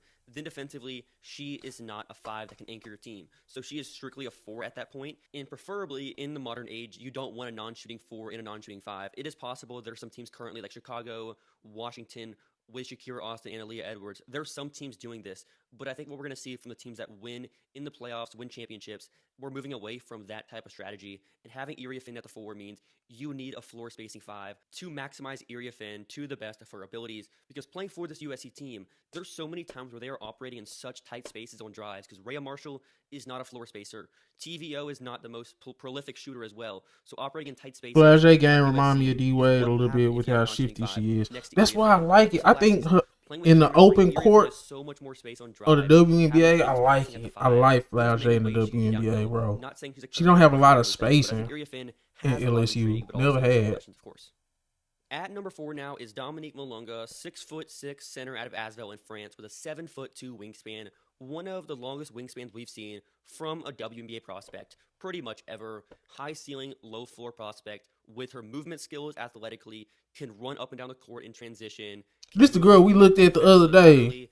She alright. Also spaces the floor a pretty good amount for someone at 6'6". She is making her threes this season at a 40+% clip on over 1 attempt per game. For her counting numbers, she's averaging 16.3 points per game and 9.7 rebounds, and she just turned 19 in December and only 26.5 minutes per game. Malonga's impact has been significant, has been one of the best players. She just turned 19? How's she draft eligible? She is the number 3 prospect in this class over Area Finn. Where she's selected depends on how much interest she has. You an Angel Reese fan? No, I would not, boy. I'm not a fan of no Angel Reese. She not committed to the game, bro. So we'll see that with Malonga, but she has a lottery talent. She's only 19 years old. I'm gonna keep it PG. Nah, bro. Angel Reese worried about the wrong shit. And drop. Also, her hands can be inconsistent on the roll. Stuff like that, the screening angles. She has potential to be a WNBA star. 19 years old, 6'6", 7'2" wingspan that moves like she does. You honestly just can't teach that. At number 5 now is another. She remind me of that girl from Seattle. 6'3" wing. Seattle. What's the girl from Seattle? The center. I can't think of her name right now. Played last season in Italy for Shiho. There's not many 6'3" shooters like her on the planet. Off movement, spotting up, running off screens, and also pulling up as well. That step back jumper going. I'm capping with what? Big move for her over the last month. She struggled over her first couple games adjusting to a new league. What I'm capping with in France. Now she's been on absolute heater. In December, in 4 games in the French league, very high level competition, she is 14 of 21 from 3, 66%. And she's also at 40% overall on the season between Euro Cup play and also in the French league. 10 points, 3 rebounds, 2 assists, also 1.2 steals, 48, 40, 71 shooting split, playing almost 30 minutes per game. She has the runway to play a lot of minutes, which has been. I'm tired of the Reese Asia Wilson comparisons. Cons for her so far this season, she doesn't get to the rim a lot. She doesn't. Asia actually got a great mid-range and inside game. Boy, what are you talking about? With her physical development just yet, but if she doesn't draw a bunch of fouls, what's lazy to say, Chris? I'm tired of the Reese. Angel Reese ain't nothing like Angel Reese. That's a very valuable skill set. It's just hard. Angel Reese ain't nothing like Angel Wilson, bro. Angel Reese is committed to the game. Man, Angel Reese can't hit a fucking layup. In transition, that's pretty much it right now. We'll see how it develops over the season and next season. We gonna see though. I'm gonna watch. We gonna see. Boy, I don't watch Unrivaled. I ain't gonna lie. I don't watch that shit. That's not 5-on-5 full court basketball. 6'1" wing out of Notre Dame. This my girl right here, Sonia Citron. The spot up shooting, the closeout attacking, mid-range creation, and also finishing around the basket. Super crafty. Also defensively, she is so good in that area. There's not many better wing stoppers. That don't just because you get better don't mean you committed to the game. She do too much other stuff outside of the game to be committed to the game. That's what I'm talking about. She ain't never gonna be no top 10 player in the WNBA. 5'8", 5'9". So what are we doing here? 6 guards, but having her on big wings. You better stop it. Those primary assignments on the non-point guard size players is where she provides a ton of value for WNBA. I ain't watched not one system in the league. A spot-up shooter, dribble of Unrivaled. I ain't lying. Can fit in a team structure like this team has. Hannah Hidalgo. She already an all-star. Citron is perfectly fine. It's 8 teams. Providing value defensively and getting the shots when she can. She's averaging 13.7 points, 5 rebounds, over 2 assists, over 2 steals, and over 1 blocks per game. You act like it's goddamn 10 teams. You act like it's 30 teams in the WNBA. It's goddamn 10 teams. Of course, she's an all-star. She was 7 in the preseason, is 7 now. 50 grade, 5'9", 5'9" wingspan, combo guard out of South Carolina. You know, Pow shooting, off ball, on ball, the passing feel. I still take a flyer on Pow, y'all. Only averages 2.2 She can shoot. 2.3 rebounds. And in the women's game, with so many give me a shooter, bro. McDaniel, also having Full Wiley, having Raven Johnson. It's hard for her to post 4 or 5 assists per game, but the passing feels good, has the best floater in college basketball. The defensive improvement from her time at Oregon to South Carolina has also been huge for her. I find it very hard to believe that Pow won't be a valuable rotation player in the WNBA. Will she be a star? Probably not. She doesn't really draw fouls. She has taken. Yeah, I don't think she's gonna be a. I don't think Pow gonna be a star, but that 3-point shooting. average 18 points per game for a WNBA team. Although I could see her having a Ty Harris type impact for a winning team very early into her WNBA career. And one thing people forget about with Pow Pow is even though she is a 5th-year senior, she is like a 4th-year senior age player. She is 22, doesn't turn 23 until next August. Then now at number 8 is Janiyah Barker, a 6'4" forward out of UCLA with a 6'8" wingspan. Barker goes from number 3 on my preseason board to now at number 8.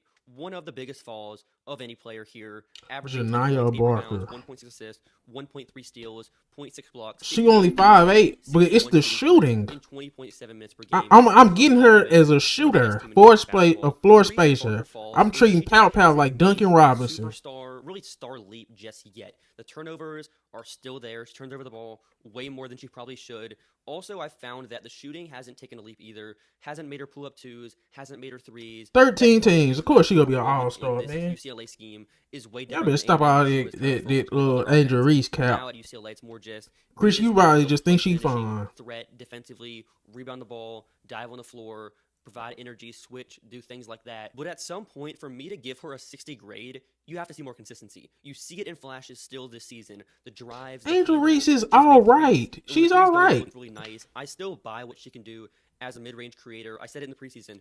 I didn't say she was bad, but she's definitely no superstar. We've ever seen from someone. She got potential. She's okay. She got some solid potential, bro. Barker's upside is still there. You can see it, but she doesn't make free throws at a high clip yet. How much can we bank on that improving? She's struggled at free throws since. Okay, we get it. You don't like Janiyah Barker, nigga. Just theoretical. Issa Morrow, 6'1" power forward at LSU. She rises from number 11 to number 9. See, Morrow is an undersized with drafts in basketball, bro. This is what I want to say. With drafts and when it comes to basketball, you have to look at and see who you already have on your team and who you can bring in to complement your players or to fill a need.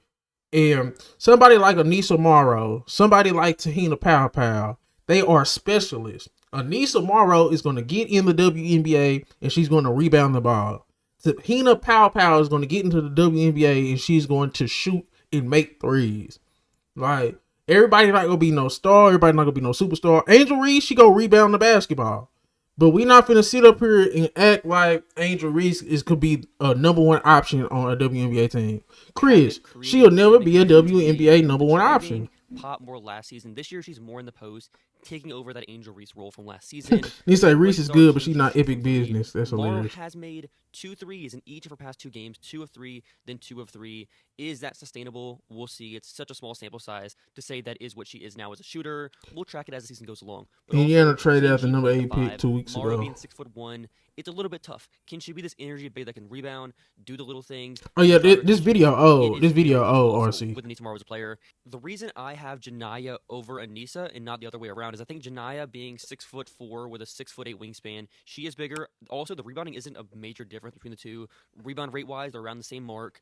And I think upside wise as well, Janiyah having that extra size gives her more optionality positionally. She is a better shot creator overall across her college career. The mid-range shooting, the drives are a little bit more impactful. With Janiyah being 6'4", her handle is better as well. So I think Morrow is an intriguing prospect. What is her role at the WNBA level? We shall see. Still a good enough prospect to say she should go in the top 10, possibly higher. I know I'm lower on Morrow as a prospect. It's mostly just because of archetype-wise. This isn't an archetype I particularly value. The I say Angel Reese should go for almost 30. It's valuable if you go to the right context, the right team that can utilize that skill set. Yes. Now go look at how many times she missing it off the rim, getting it back, and putting it off the glass. 6'2", big wing. She can't be no go-to scorer, bro. Stop it. 19 to 10 on my board. Even though she hasn't taken a leap really this season. Fluid athlete, superb size. Cheyenne Sellers. Still not taking many threes. The athleticism, the size, the handle, the skill she has as a creator in the mid-range, the passing value at 6'2", she averages over 5 assists per game. The jump passes she can make at her size, the cross-court skip passes. She got a bro, Chris. She's a valuable piece on the WNBA team if they build it the right way. But she can't be the face. She can't be the superstar. No. She's a Dennis Rodman type of player, man. Defense, rebounding, and the occasional goddamn layup. If she can find a way to make it. In comparison to other players, at 6'2", I think I have to value her more than a 5'8" guard like JJ Quinterly. Because if JJQ cannot shoot from 3, and if Cheyenne Sellers is not some lethal shooter from 3, let's say both are 32% shooters from 3, I think Cheyenne Sellers can provide more value. Her floor is higher as a player, and her ceiling is also higher than JJQ because she is way taller and has that upper edge to defend multiple spots. It's really just about me betting on Cheyenne Sellers. Cheyenne Sellers, I haven't heard of them, but many lineups, just scheme versatile, and I think having her at 10 makes sense from that perspective. He said y'all ain't gonna ever see eye to eye on Angel So her Reese. grade doesn't change. It's more Kayleen Smickle? in the same tier. Smickle? Liking her now Kayleen Smickle that group. can hoop too For for the rest of Maryland. the players in the 40 grade tier, at number 11, I have Sanaya Rivers out at NC State, combo guard / wing. Rivers was a 50 grade for me in the preseason, now a 40 because she hasn't made growth with her finishing in the half court. This is the same player she has been for almost 2 seasons now. Doesn't really finish in the half court. Has very bad Sanaya defensive Rivers. don't really buy. I like Sanaya Rivers. She turned up last year. Very clunky. They're not really projectable in my eyes. Defensively, she is the best wing defender in college basketball. I like AZ Has Bud. the athleticism, has the tools. That is why she is 11. But it's hard to rank her higher than a 40 or a 45. I like AZ when Bud. so much of her game is theoretical, and she doesn't have a calling card besides the defense. Like offensively, she can play in transition, but what does she do in the half court? If she can't shoot from 3, how valuable can she be for a WNBA team? Because if she's not a good finisher, can she be a great cutter? Either. It's so tough. Drafting Sanaya Rivers is a major bet on your player development infrastructure to improve on a lot of her games. Smichael. If you believe you can improve on it, she is coachable. Smichael. It's not impossible. She's a top 5 to 6 player to come from. Smichael is a at funny the name. She That's has funny. an upside. It's also Smichael. possible she isn't a WNBA player if she doesn't shoot from 3, still can't finish in the half court, and is just a defensive specialist. Those players can hamper teams during postseason basketball. Number 12 is Layla Felia out of Texas. Felia is only averaging 6 points per game, has made 2 of 16 from 3 this season thus far in 8 games. She's been in and out of the lineup. One thing to consider here is Okay. I'm this going to year's speed WNBA run free through agency this. has had major implications on the 2025 WNBA. Well, let me see if ESPN got they WNBA mock. Cause I know ESPN should have a WNBA mock for this year. Schmeichel Jordan that's hilarious. But I'm gonna definitely look into all those people. Or see, I would be looking up their highlights as you bring them up to me, but you get flagged for looking at college basketball highlights. They be on the nigga nuts with the highlights. Like, damn, you can't watch highlights. WNBA mock draft. Let me see. Is this the same one? So ESPN still got. They got Paige number 1, Olivia Miles number 2, Sonia Citron number 3, Dominique Malone number 4, Iria Finn number 5, Elisa Morrow. So they got Dallas. I ain't gonna start. I'm looking for Dallas. I ain't gonna count. So Dallas got Paige Beckers at 1, and they say we gonna be able to get Sedona Prince at number 2. Who is Sedona Prince, bro?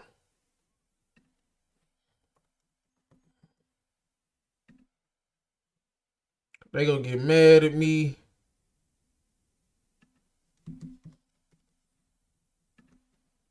They gonna get mad at me, but I ain't tripping. For real though, yeah, you get flagged for this shit, bro.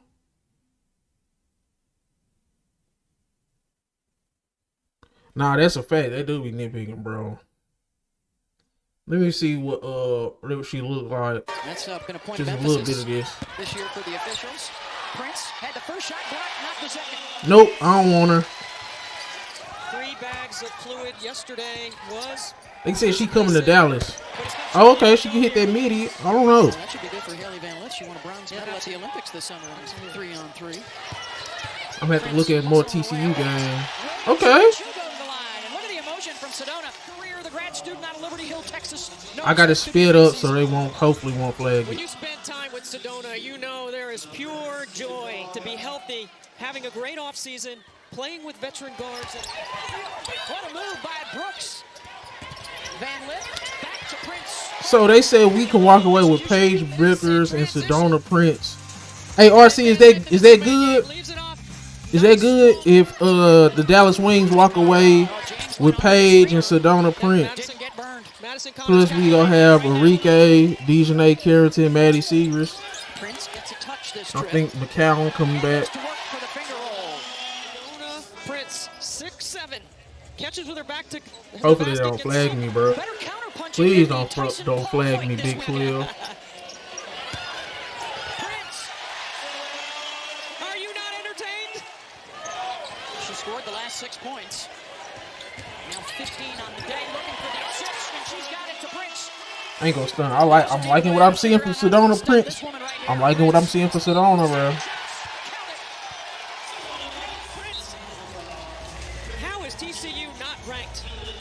Look at the footwork and the extra. Well, when you have good guard play, you can win on the road. Yep. Bakers and Prince, not too bad. Bakers will make the team. Chris will be lucky to make the opening day route. Oh, damn. Nice drop off, pocket pass to Prince. Damn, so you saying Sedona Prince ain't like that? That's basically what you saying. You saying she not like that.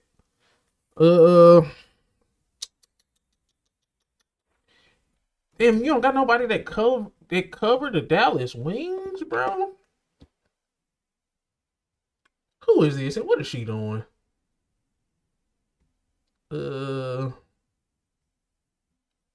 Is this our coach? Is this our coach with the surfer dude? Is this our coach? Hold on. Hold on.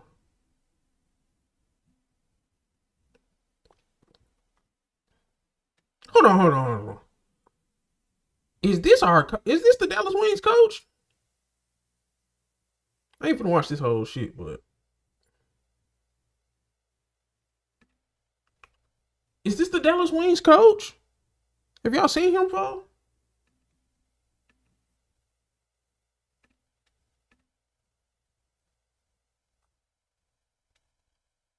Sure, taking a sweet time.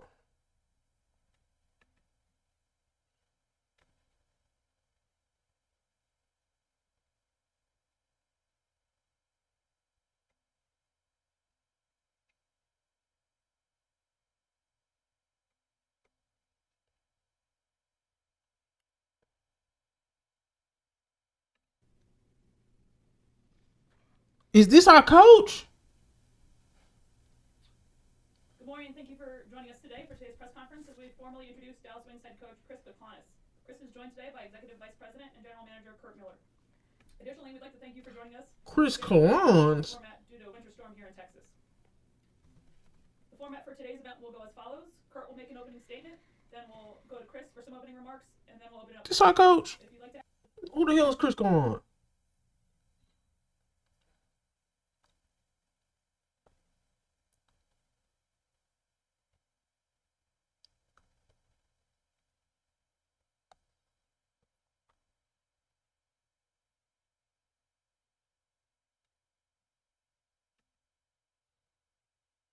This league is all about them, right? It's the Players League, and they are just so impressive. They're the best in the world at what they do, and they're so much more than basketball players, right? They're entrepreneurs, they're businesswomen, they're investors, they're media figures, they're social activists. Who is this Chris Koklanis, and they're nigga, consistently just pushing the needle and fighting for more for what they deserve. For me to have an opportunity to champion them, to empower them, and to amplify their voices is something that I don't take for granted.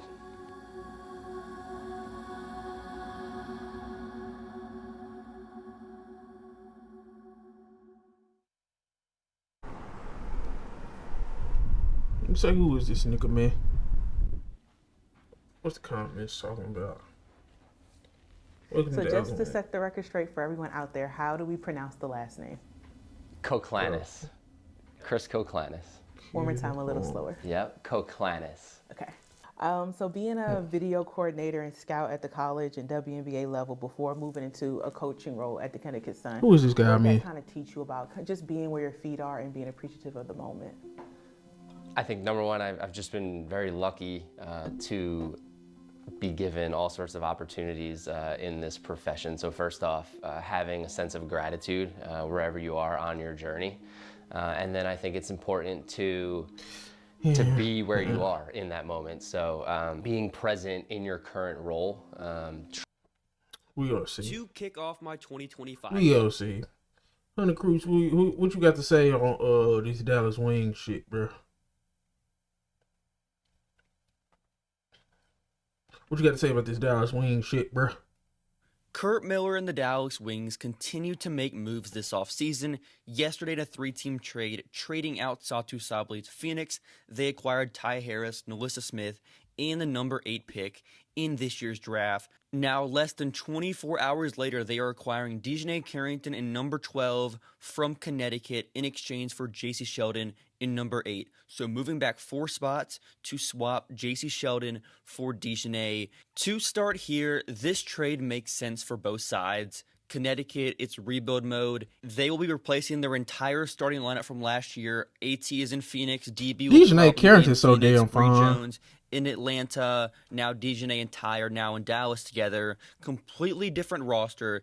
So it wouldn't have made sense for them to keep Dejanay and have her as their number 1, number 2, number 3 option.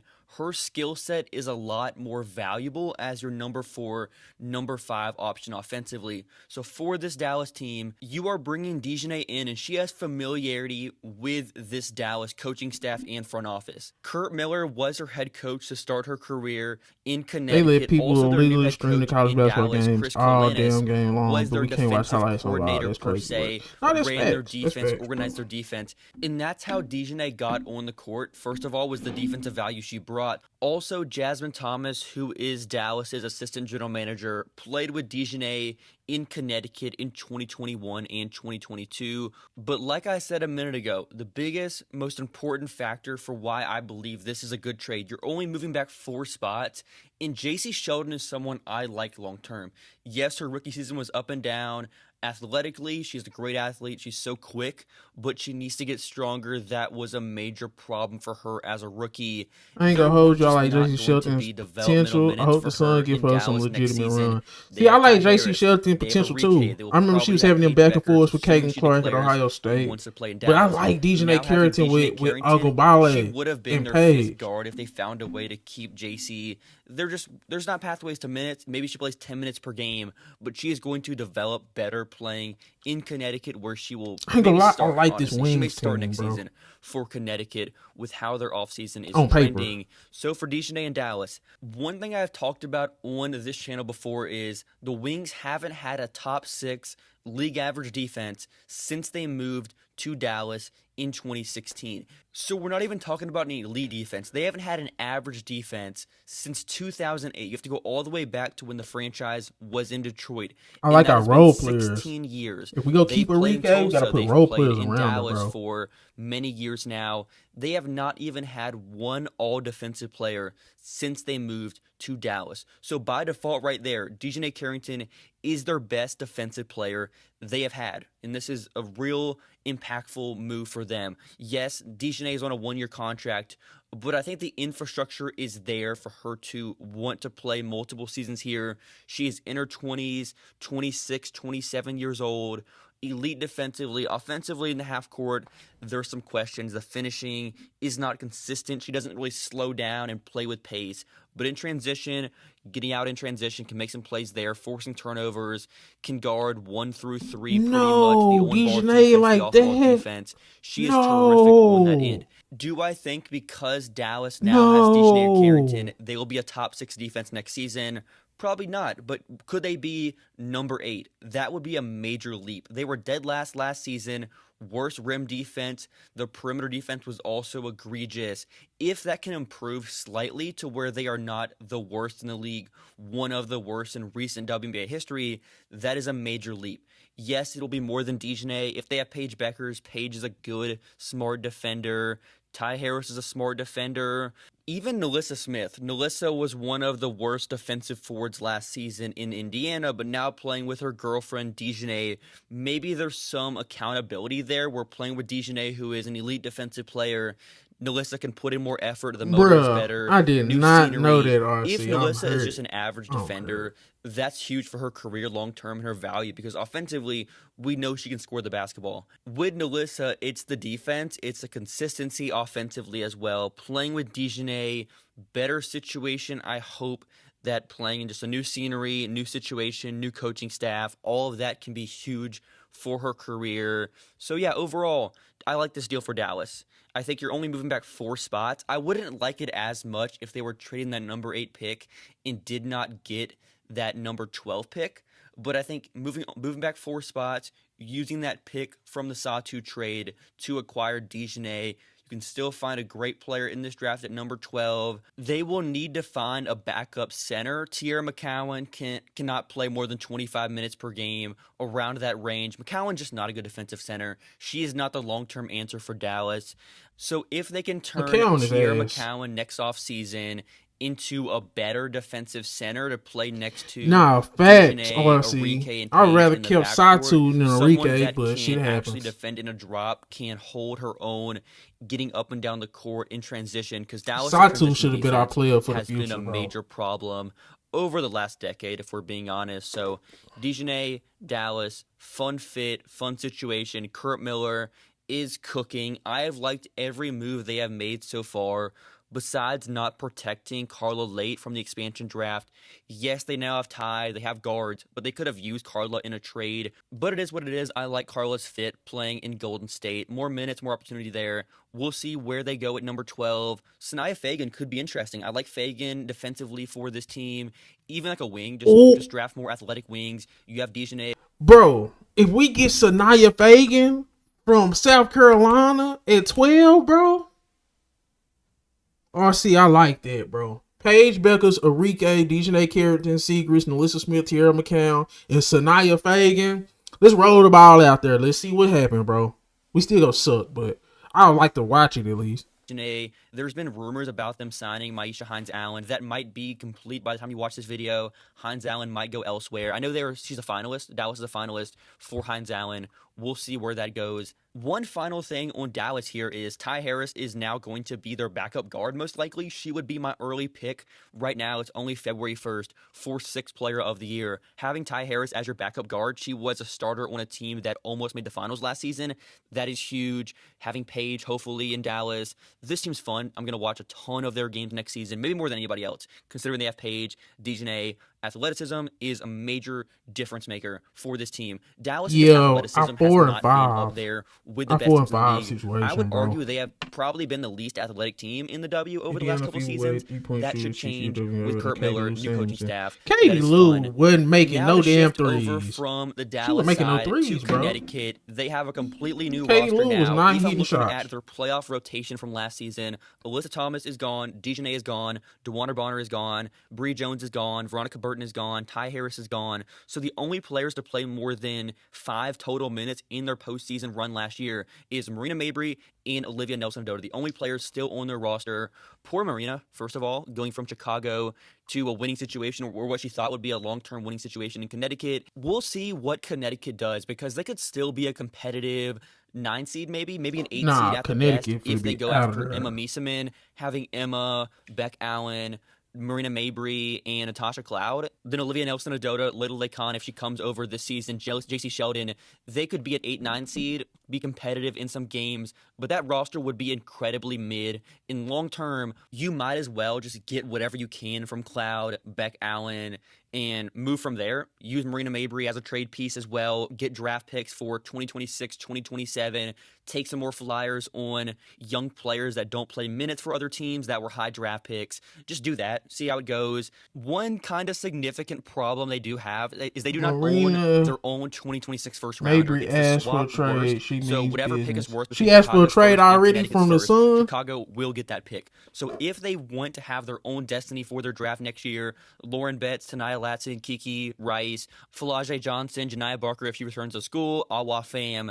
There's some fun prospects, players with long-term star upside. So if you're Connecticut, I would try to trade Beck Allen, Natasha Cloud, even Marina Mabry any of those combination of players, if you can trade them to Chicago and get your pick back, get that swap right pick back, that's an option I would Connecticut seriously should consider move if the I was team to Connecticut. Boston. The Also, difference the may not be that WNBA large, should though, put a because I team don't in envision Philadelphia. Chicago being a I like playoff Connecticut. team, I like what especially Connecticut now that a did. lot You of know, these teams I seem to be feel like going they in squeezed to the win. orange. Like, They did the who on best the they market could with the team could they be a had. difference maker to make Chicago a playoff Oh team? my Connecticut. There's just not many players out there that I think could do that. So maybe they just feel like, okay, we'll be decent. We'll be mid this year. We might fall 1 to 2 more spots because Chicago has their own first-round pick.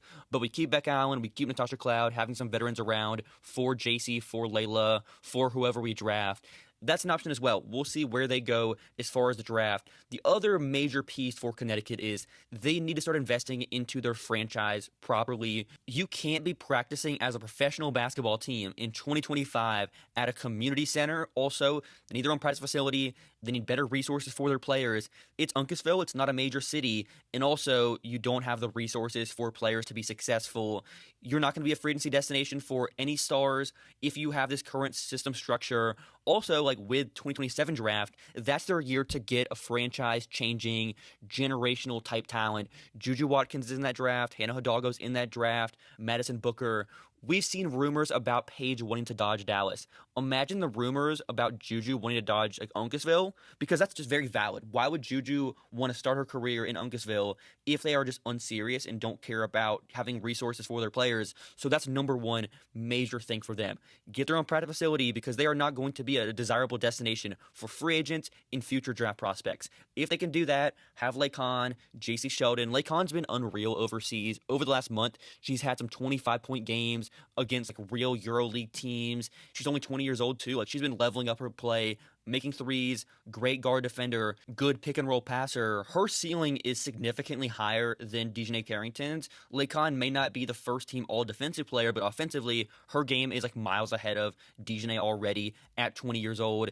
JC Sheldon is 24. Rookie season wasn't phenomenal, but she has talent. She was a former top 6 pick last year. Never heard of who. Her pre-draft. I don't think Connecticut has done bad here. Maybe it's not a great situation considering you lost all of your key players from the last 10 years, but pretty much. Like, this is a complete overhaul of a roster. So we'll see where it goes for Connecticut. Let me know your thoughts on never heard this of, trade, where the Connecticut Sun and the Dallas Wings are going. Yeah. Layla Khan. Oh, Layla Khan. I ain't never heard of her either. Let me look up some before I switch to the NBA. Cause that's cool. I'm looking forward to this WNBA season, bro. I ain't gonna stunt. How you feeling about this women's college basketball season so far, RC? Let me see what Layla Khan got going on. Oh, we can mute this. I do not want to hear that. Well, who cares? Myriam qui a aussi une excellente lecture de jeu. Ficelle à 3 points pour la Caen. Oh man, I put the speed up too high. Johanna Evodo à 3 points. La preuve, allez, elle tire à 3 points d'Awatrazi, c'est manqué malheureusement. C'était bien défendu de la part de Basketland qui avait effectué toutes les rotations défensives. Damn! Leila Lacan, This is on normal speed still? Tout à fait, la Still on normal speed? au palmarès long comme le bras. Oh, Lacan. Et Lacan qui a sanctionné ce choix-là. Elle défend bien ici face à... Et encore un ballon perdu. It's finally some... Oh, now facts, RC. I ain't gonna stunt. I think Notre Dame gonna win it all. I think I got my money on Notre Dame. If I put money on it, I put money on Notre Dame, bro. Faire jouer un passeport européen qu'un passeport américain dans ces cas-là. Tout à fait. Bien Baker défendu encore. Et un contre de Leila Lacan qui a traversé toute la raquette pour aller chercher ce rebond là. Leila Lacan. Notre Dame, South Carolina, Sublime. LSU. I feel like those are the top 3 teams. I think UConn is overrated. Texas might be a little overrated. UCLA probably up there. I ain't really watched a lot of UCLA this year. De Basketland, mais la directrice générale, excusez-moi, j'ai insisté lourdement en plus, mais elle est désormais directrice générale. What's UCLA next biggest game, RC? Sur cette action, toujours 7 points d'avance. I ain't gonna stop. Laquan look like she good, bro. Mettre une main sur le match, même si Basketland, moins d'1 minute à jouer, 6 points d'écart entre les deux équipes en faveur des Bretonnes. Pas de 3 points. Ooh, nah, Lakon look like she kind of good, bro. We played Juju USC Thursday, bro. Okay, that's definitely okay. I'm gonna put that on the watch list for sure. Schéma de jeu parfaitement orchestré par Basketland. Le ballon pour Louisa Gesell-Solder. Leila Lacan qui pénètre et qui dépose. Juju on Thursday. I definitely want to see that. Juju, I don't know. How you feel about Juju? How she progressing, RC? I ain't go, bro. Lakon look cold as hell. She look cold as hell, RC. Renard des surfaces. Exactement. Oh, la passe de Leila Lacan. Bien joué l'extra passe. Qui ressort. Il va tomber dedans. Et il tombe dedans. Nah, RC, Lakon look cold, bro. Du talent. C'était un super match. On a eu là à la cimenterie, encore une belle défense. Et messieurs, dames, messieurs, dames, Leila Lacan. RC, Lakon look cold. Ah, voilà, je crois qu'on a notre MVP de la soirée. Let me give her another chance, because I was talking shit about her. I was talking shit about Dominique.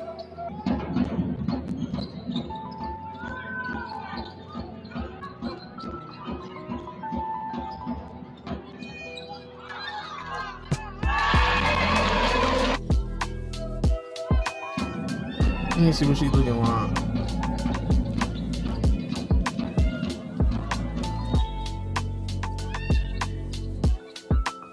Yeah, Lakon, I like how she moved. I like how she was pulling up.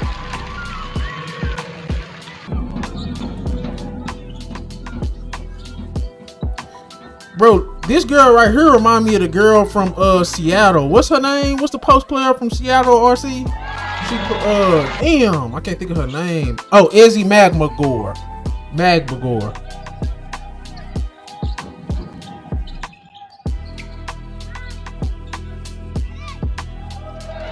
I ain't gonna stunt. Iowa. Didn't Iowa just beat USC? I think I watched that game. Yeah. Iowa beating USC was impressive.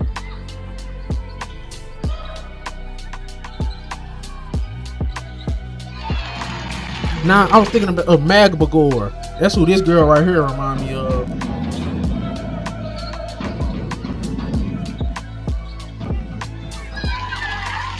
She only 19 too, RC. Yeah, Iowa look good. I don't even think I seen much Hannah Storkey when Iowa played USC. I don't think I seen that much Hannah Storkey either.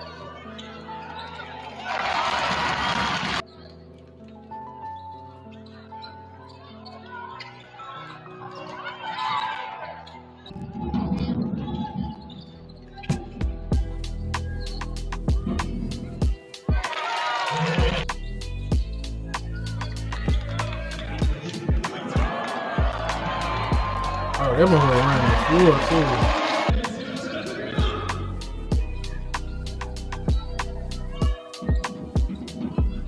too. She's only 19.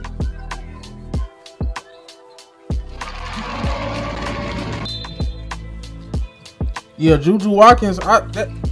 When it comes to basketball, bro, I watch out for them high volume scoring players that don't move the ball. That's why I'm so big on Cooper Flag. People that move the ball, move the basketball, man.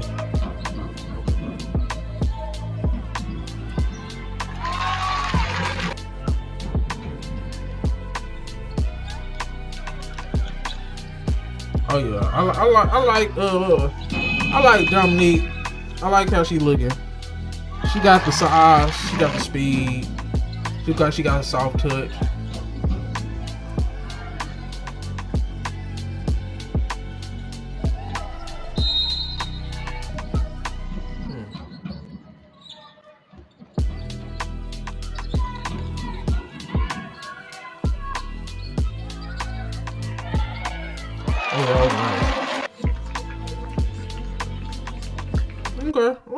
Okay. Let me go ahead on it. Now let's see what's going on. Let's switch gears to the WNBA. Cause I know they finna be talking about to the NBA.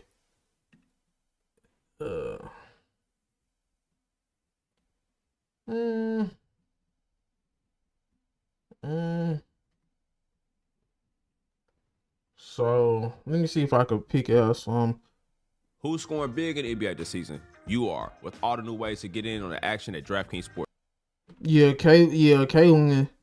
But Caitlin, she's more of a playmaker though. She got better as the season went on. She was bad with Indiana with it. But I think a lot of it was needed in Iowa. Eagles in Bandung, scoring team.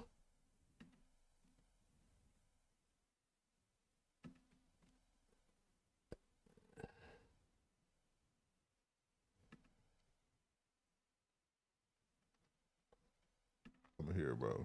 You think it's over? It's qualified, Rod? Yeah, it's over. Bro. Indiana's not even a vibe for him, though.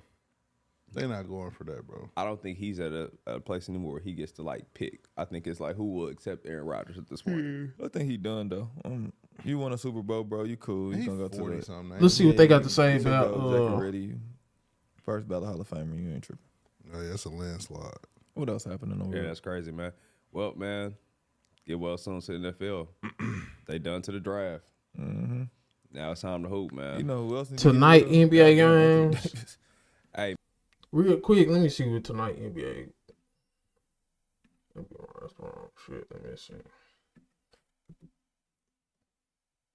Tonight NBA. What's the games for tonight? So we got Spurs Wizards. That's absolutely ass. Hawks Magic. That should be all right. Okay, I got my eyes on Celtics Heat, Timberwolves Cavs, Warriors Bucks gonna be ass no Giannis. Pelicans Thunder they ass now.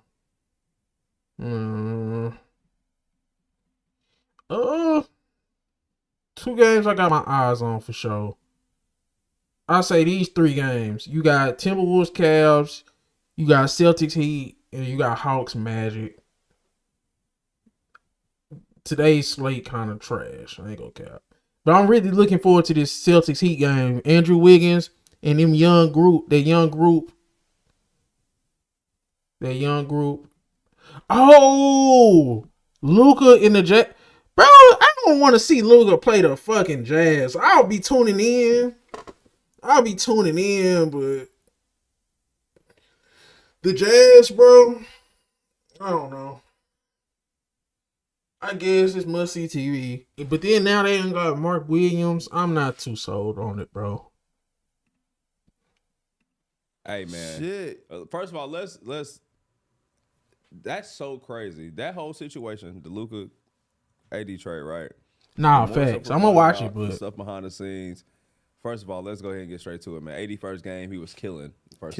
Murdering. Thought we was about to have an emergency podcast. And then he had an emergency. And he, you know what I'm saying? 80 going out first game, diabolical work. Mavs fans are already pissed. Bro, sick. My Twitter was jumping. Live it. They are pissed. This was their biggest fear. It happened game one. They are protesting. They're outside of there saying, bring Luka back. He's not fat. They have chance for this shit. They have signs. It's over, though. Bring Luka back. He's not fat. Bro, they were chanting that shit, bro. I have a video. This shit's hilarious. But the word on the street was a bigger play. That's what the word on the street is. Deep in the rap. Laurie Markkinen should have requested a trade, bro. So, he too good to be riding on that bum team. Put Laurie on the Celtics or Cavs. They win in the chip. Laurie was on the Cavs. They traded his ass for Donovan Mitchell. But the thing with Laurie, though, he just got paid, so they couldn't trade him, I don't think. They're going to either have to move that team or they're going to have to give in to them and give them the result they want, and then he'll put more back into the team. So either way, looking like he about to force somebody's hand. Yeah. And since they wasn't fucking with him, I guess they was like, look, we going to move y'all face of the franchise. Move him along. So y'all going to give us something. Shit. Obviously, if the Mavs are bad or they're not good, you know, everybody want to move somebody to Vegas. That's some gangster shit, though. They did make a statement earlier today and said the Mavs will not be going to Vegas, but of course, I think they just got to do that for. I don't think they're going to Vegas either. But I think they will be having a casino. They're going to get what they want. Yeah, I think they're going to get a casino. Because motherfucker like the trade, Luka, you motherfuckers really don't give a fuck. Yeah. Like, our money too long. We'll fuck this league up and this team. And we don't give a fuck. Like, man, trading Luka was so lame, bro. Lakers licking their chops, nigga. Like, what? Yeah, nah, AD is out of there. Trade, hit the button. Bro, the fact that you come out there and Angel was just like, I didn't even know, like, what the fuck was going on. That's crazy. People involved in trading know what's going on. Because we always just like, they didn't shop him nowhere else. Like, shout out to AD. AD is a great player, Hall of Famer, top 75. But y'all could have got some better offers, draft picks or something. But that's why that's crazy. Seems like that's real though. Yeah, it's like we'll fuck the league up. Yeah, brother. Like that's on some real shit. I feel like they said like we will fuck the league up. All right, we gonna send Luka to the fucking Lakers. Y'all not gonna give us? Yeah, that shit was conspiracy. Y'all ain't gonna write off on the casino. We thank y'all for that too, because y'all helped us. Shit. We appreciate that. But just to think about like, hey, what I don't like is AD lied to the pub when they asked him at the game, "Are you hurt?" And he says nothing, just a little tweet. I don't think he knew. I don't think he knew, RC. I don't think he knew, bro. Bring us Anthony Davis. That's why I be like, shit. That motherfucker say it's a players league. All right, to them owners, goddamn it, I'll show y'all. I've been saying it about that players league shit, bro. For sure. It's gonna be a players league until they fucking get out of hand, and the players have gotten out of hand, bro. Owners, if they really wanted to, they can apply pressure. Like when they had that amnesty clause, they could put shit in the league. Or like, hey, let's all group together. We ain't giving nobody supermaxes. When it's supermax time, they can trade y'all stars. And that's what they say. Another conspiracy that was just like, that's what niggas gonna be on. Supermax? Trade. Just trade them. We don't give a fuck. 45. Let's just swap our all-stars out. We don't give a fuck. Yeah. We gonna all make money. Yeah, hell yeah. Shit. Keep it in the family. Yeah, we all gonna make money. Keep it in the family. Championships don't mean it's more ass and seats. Hell nah, bro. Jason Tatum up for the Supermax. Boy, Dallas is cooked, bro. You were a Memphis Grizzly. Dallas is cooked. Mavericks are cooked, bro.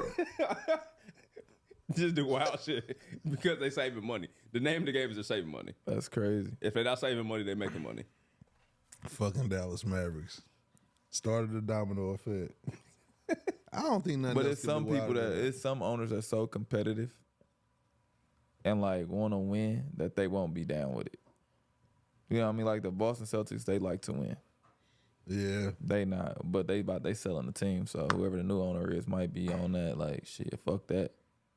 But a lot of owners are super competitive. Like Clippers owner, he competitive. He want to win. Yeah, I was thinking about that. Steve Ballmer. Nah, fuck that. He ain't gonna be. I was with that thinking shit. about this shit. Well, they told PG to move on. I was gonna say, nah, he did tell PG to kick rocks too. Now, but PG was garbage. But they seen the writing on the wall. Yeah. Like Steve Ballmer don't give a damn, but he ain't stupid. Yeah, you can see the writing on the wall with PG. PG was out of there, bro. He was. So you gonna move on from Kyrie and AD after the season and play it out, and Nico gonna get fired? Man, I don't know what Dallas gonna do. At this point, bro, Dallas resident, Dallas proud, but these niggas ass. I'm just gonna be barely paying attention, bro. I ain't paying attention to that shit no more. RC, I ain't lying. Because of his injury. And also too, like to shoot some grace, which is what year 13, 14 for PG. Niggas can't be cold forever. Nah, I know I'm that. Like, listen, everywhere I'm speaking from is because I've been in your shoes. Mm-hmm. I know. Like, I think this might be year 14 for P. Might be 15. Because he's a year after me, I think. Yep, 2010. Yeah, it might be year 15 for P. Like 14, at least 14 or 15. Yeah.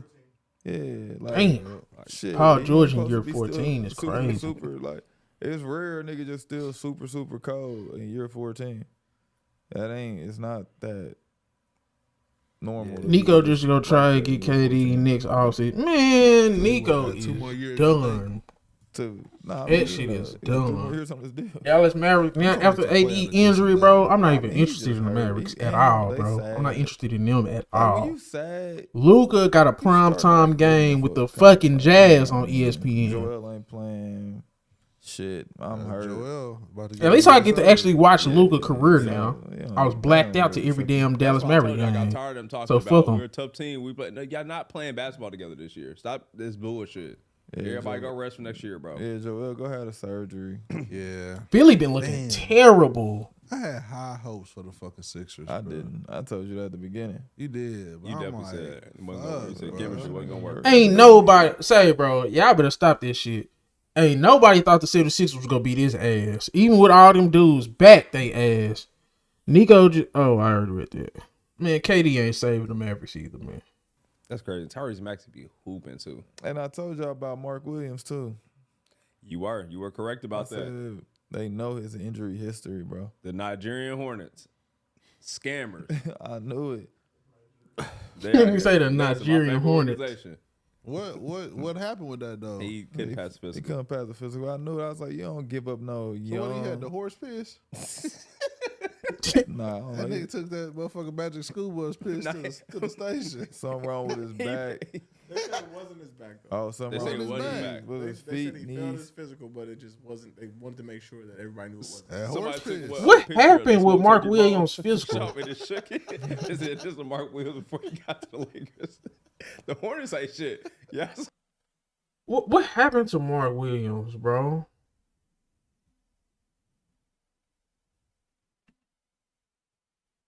Let me see what Bobby tell us. Greetings on a Sunday. Bobby, tell us Super what Bowl happened. Sunday. Hopefully everyone is doing great out there. I figured we would do a little bit of a video, probably a short 5-7 minute video on the trade that got rescinded on Saturday night. I would have put one out that night or last night, but I was on my way to the Clippers game, and I am still in LA and heading back to Florida on Monday. But I figured, just because there's a lot of, I would say, misconception as far as, and I know social media is all fact and not fiction. I would just kind of walk through the process as far as, I'm not going to go into why the physical was failed and what was the body part that got failed. I'm not going to get into that part. A little bit of the process here, just because we did see this a couple years ago with Gary Payton II. Whenever you make a trade, Man, nigga, what was the physical? So in this case, the Lakers and Charlotte agreed to a trade on Wednesday night. The trade call does not happen on Thursday. Just because the trade is announced by Shams or doesn't mean the trade actually goes through then.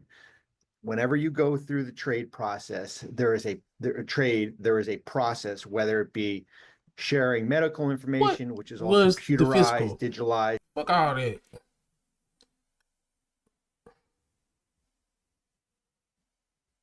What was, man, y'all playing. Y'all are bullshitting. Mark Williams.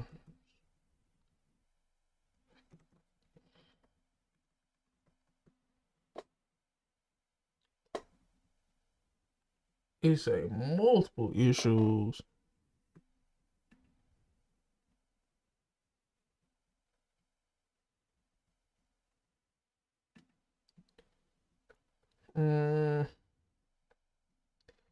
Who else has more money based on the two more? Damn, you gotta bring the nigga back. That's crazy.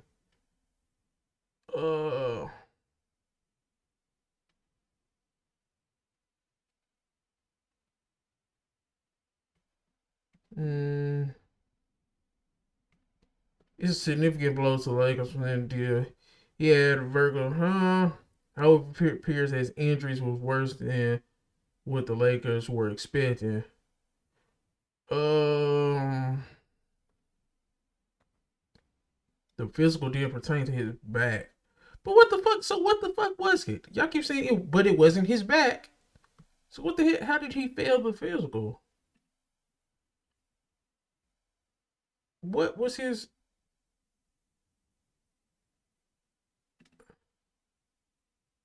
Oh my, he hadn't done his physical yet, but he vetted his medical records and did have concerns because he had surgeries.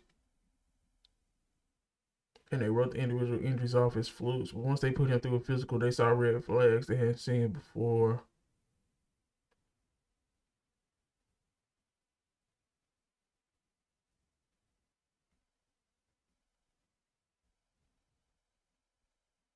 In a world where Robert Williams, pretty sure.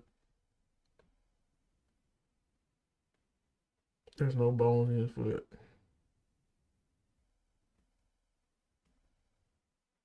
Sound like he'll need surgery. So I'm trying to see what the fuck did he fail? It's just multiple issues, I guess. I guess, bro.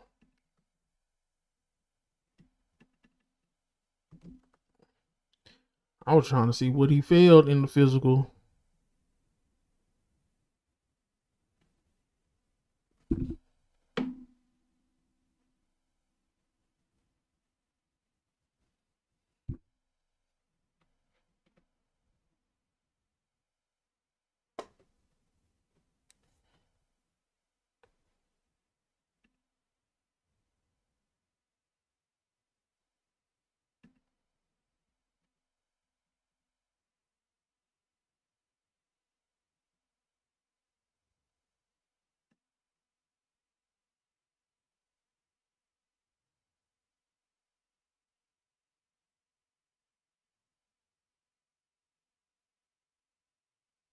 Is my screen froze?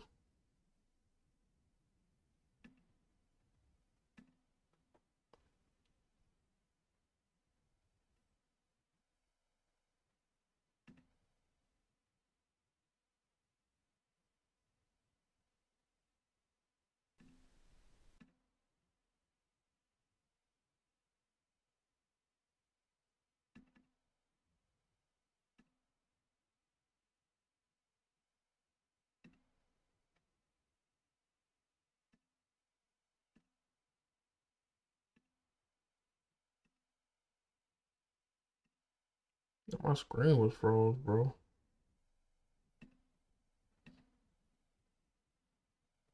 Okay. But by memory, no, but it was competitive. Everyone argued passionately for their guy, but it was fun. There was so many great arguments. It positioning your agenda as superior, which is boring. What's they talking about? Oh, Trey. So Trey got picked for the All-Star game. Predictions for every NBA team after 25 trade deadline. Atlanta Hawks. This is Trae Young's last run with the franchise. What? The Atlanta Hawks had extremely underwhelming trade deadline for a team that recently lost its second best player in Jalen Johnson for the season and doesn't own his first round pick in 25. Trading away DeAndre Hunter, who was having the best season of his career and was under contract for 2 additional years, wasn't exactly a win now move for a Hawks team that needs to be wary of Trae Young's happiness. That guy is a fierce competitor. He wants to win. The direction of the Hawks is very, I would say, very unique considering where he stands and what he wants to accomplish. Consider this a polite way of Haynes saying Young isn't happy with Atlanta's lack of additions at the deadline. Young can choose to be an unrestricted free agent. Y'all think Trae Young would leave Atlanta? Celtics sleepwalk to the second seed. Yeah. Brooklyn Nets, lots of injury management days. Yeah. LaMelo Ball's patience is tested.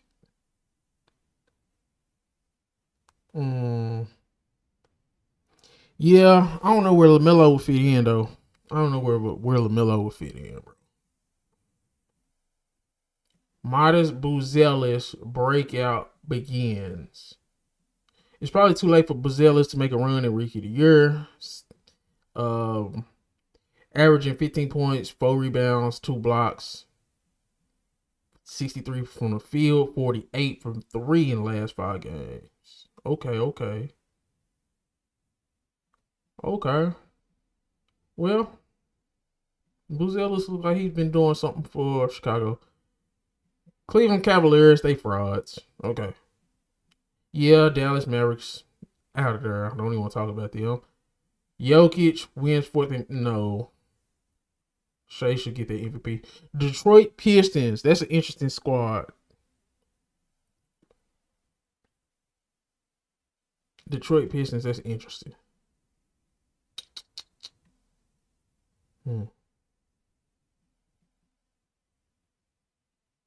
Jimmy Butler trade will look good this year.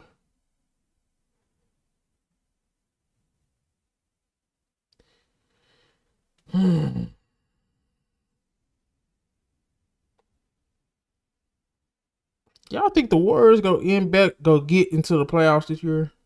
Or the Warriors gonna make the playoffs for Jimmy Butler? Houston Rockets sliding into the play-in. Damn.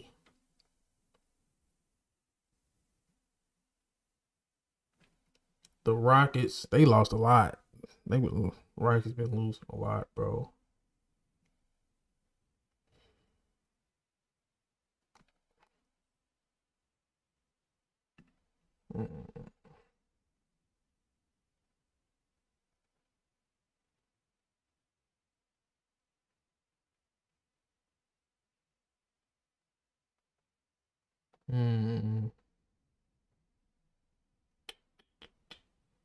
I'm thinking, I don't know. Pacers suck. How long have I been on? Couple of hours. Pacers get home court. Tyloo revives Ben Simmons. Y'all feel like Ben Simmons gonna do something with the Clippers? Are we liking the Ben Simmons move to the Clippers, bro? Let me hear what Jeff Teague was finna say about that. Let's see what Jeff Teague was finna say about that. All right, greetings.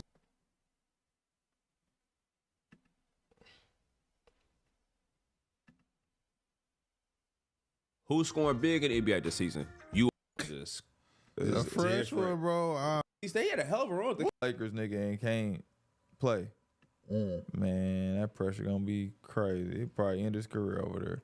Man, I got this bum ass nigga can't even get on the court. Oh, they was gonna disrespect They was gonna, him. they was this nigga. It's not my He fault. all the way candy. They gonna start talking all type Oh, of stuff. when they showed a picture of David Stern when the trade got rescinded, they were just like, he would never fail this league. Adam Silver would never. Like crazy. That's crazy. The trade rescind is nasty. And it happened after deadline, so they couldn't do nothing else to help their roster. Lakers would have been up. The though. Lakers got fucked for us. They done. That's what y'all get for beating our ass like that. Yeah, it came with a consequence. Beat the shit out the Pacers on Saturday. And guess what? Trade rescind. What y'all think about Ben Simmons going to the Clippers? I fuck with it. I hope Ben go play basketball for real.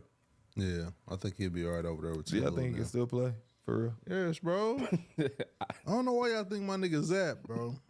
I mean, he gave us a lot of evidence to say that it's not the same. I hope he can still hoop. I fuck with Ben, but I hope it's like not he the just same. magically. Watch, he about to go kill. I hope like that shit on Space Jam. Give me my powers back. I hope shit just magically like he start running fast again and dribble handoff and dunking and fake. I hope that shit just magically come back and I'll just be like, thank you, because Ben Simmons, I fell off, but god damn, his shit was like dramatic. Like that's where he at, bro. He love LA already too. He a LA nigga for real. Bro, Ben Simmons was supposed to be a perennial all-star. Yeah, like he'll get back to it. It was people Ben saying Simmons Ben ain't Simmons is terrible. supposed to be the face of the league. Like once he get a jump shot, he gonna be face of the league. He could have been. He was going up there at anchor, bro, for sure. I just hope he start playing for real again. Guard 1 through 5. I'm excited. I hope. Hey, I know how I felt about him when he was killing. Like, yeah, I'm gonna stick beside my dog though, man. I think he's gonna play great. Him and B, bro, was supposed to be that 1-2 combo for a very long time period. And Just the egos got in the way. Shit, hell too. Yeah, niggas bodies, but egos too was in there. Like, Yeah, Simmons ain't working on his game offensively. Yeah, I don't know all that. There's a lot going on behind the scenes. I wasn't really tapped in, but And B was hating on him at towards the end. Like, he was Yeah, talking swear shit to about him God. 'cause he I wasn't mean, playing. because he ain't shoot that layup. He did Trey shoot Young came over for the help side. He was like, "Damn, the nigga tall." Shoot the ball, man. But you know what's crazy? Trey Young is 6 foot. He came over for the help side. Ben Simmons 6'10". That's when I knew Ben shit should was have wicked. dunked on him and elbowed him on top of his head. Yeah, But that's when someone. Yeah, right. him passing up that layup is clipped up. But at the same time, they put it side by side on how many games they played. It was like, since you've been in like New Jersey, I mean with the Nets, excuse me, Nigga, he ain't paying many more games to you. And B, y'all both be chilling. Y'all both collected max deals on the low. That was a wash, bro. I think him and Peasy and Harden and all them over there, they gonna be cool.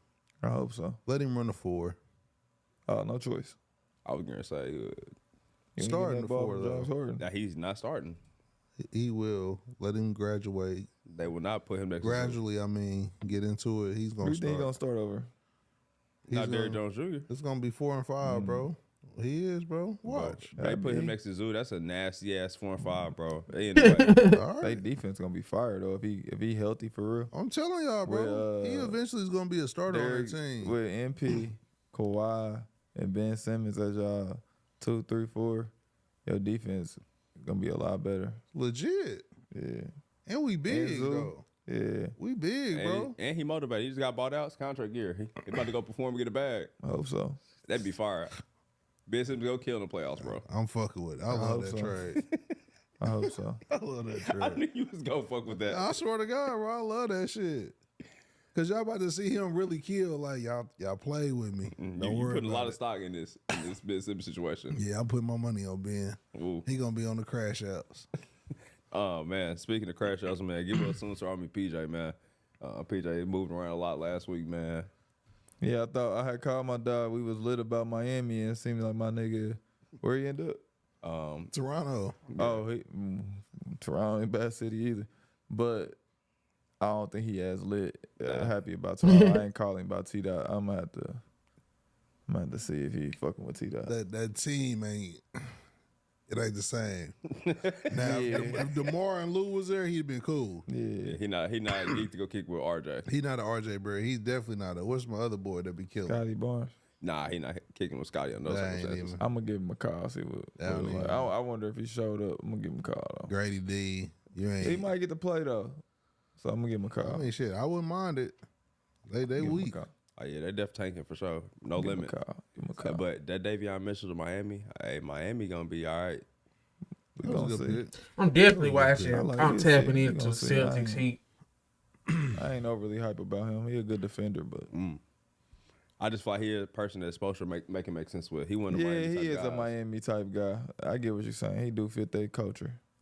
Man, Nico getting death threats is crazy though. Yeah, you traded the heart and soul to. Bro, I'm at work.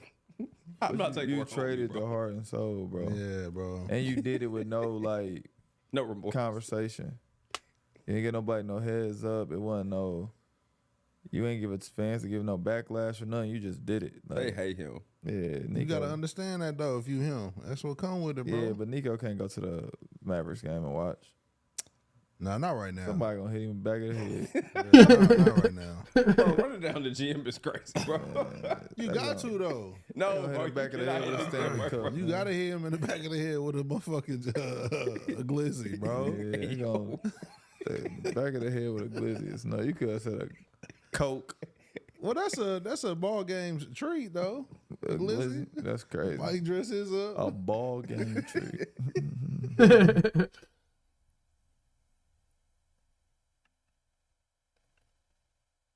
Let me see what they got going on here.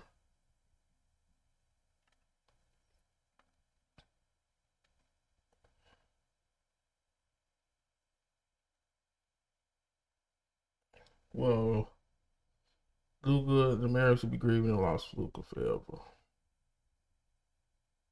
No, but even on the reserve, The softest NBA right? All-Star. The reserve, your team record, it shouldn't matter. Your team record has nothing to do with What you about the as an all-star. substitution process then? What if the guy No, get it does. injured? We The got guy a that get motherfucker who averaged So who do you 12 sub him in points. for? Who? Hey, Gil. Hal Korver. Gil. There's no way on But no wait. planet of Earth that he's an all-star in no type of league. But why? I don't give a But Gil. he's averaging Hey, 12. but- You're telling me if we go through the NBA, But you never can't won. find 150 people better than him. But his record's number one, so they want to pull three people? Fuck that. That's why nobody want to watch. That's why nobody everybody respects that watched shit. it. That's when the bullshit Nobody respects that shit. You That's think why I the didn't want motherfucker to who pull averaged three 29 from points Cleveland. and his team sucks is looking at a motherfucker who is no option on his team, no scout. Just call him over. Pay attention to him. And he's making But you're not winning because of you. Winning. Not because of you. Yes, you win. No, you're not. You're averaging 12. You're winning because of me. If I'm starting every game and we're winning, if he's starting every no, but if you were winning. So you said Cal Korver better than you? Well, It don't matter. He's winning. Answer the question. Answer the question. That's not the question. I said reward winning. You reward winning. Is he winning because of Wait, He needs to be just yelling. Who is he winning because of? But you asked him, is he better than Cal Korver? Yes. Right? He averaged more points Now, than Cal Korver. this is the difference. Cal Korver Cal Korver making an All-Star team is nasty. had a better season than Nick did. That can say, hey, Cal Korver's having an All-Star with Atlanta. No. Cal Korver should never been an All-Star, bro. And they was winning with Atlanta. He shot That year 50, with Atlanta. 49. Nigga, that year with Atlanta, he was killing. He had 4 people. I feel like Jamal Crawford. I feel like Jamal Crawford should They had 4 people in all. You know why? Because they did it with Detroit. They did it because they did it with Detroit. They did it with them because they did it with Detroit. They didn't deserve it. It don't matter. The team wins. Put them in. You the Arenas don't care about nothing but stats, bro. They did it in Detroit. They did That's it with why the they Warriors. did it again. They did it with the Warriors. They did it with yes, Draymond, all them. So I'm just gonna read this for you. Jefferson didn't make it when we made it. When me and 2015 NBA All-Star game. 2015 NBA All-Star game when Kyle Korver was named the injury replacement. He was brought on to replace Dwayne Wade. He was a replacement. No, but I don't give a fuck. That's what I'm saying. That's what I'm saying. Replacement. Dwayne Wade can't play, so who we gonna get? Kyle Korver. Straight right here. Getting Cal Korver to replace Dwayne Wade is crazy.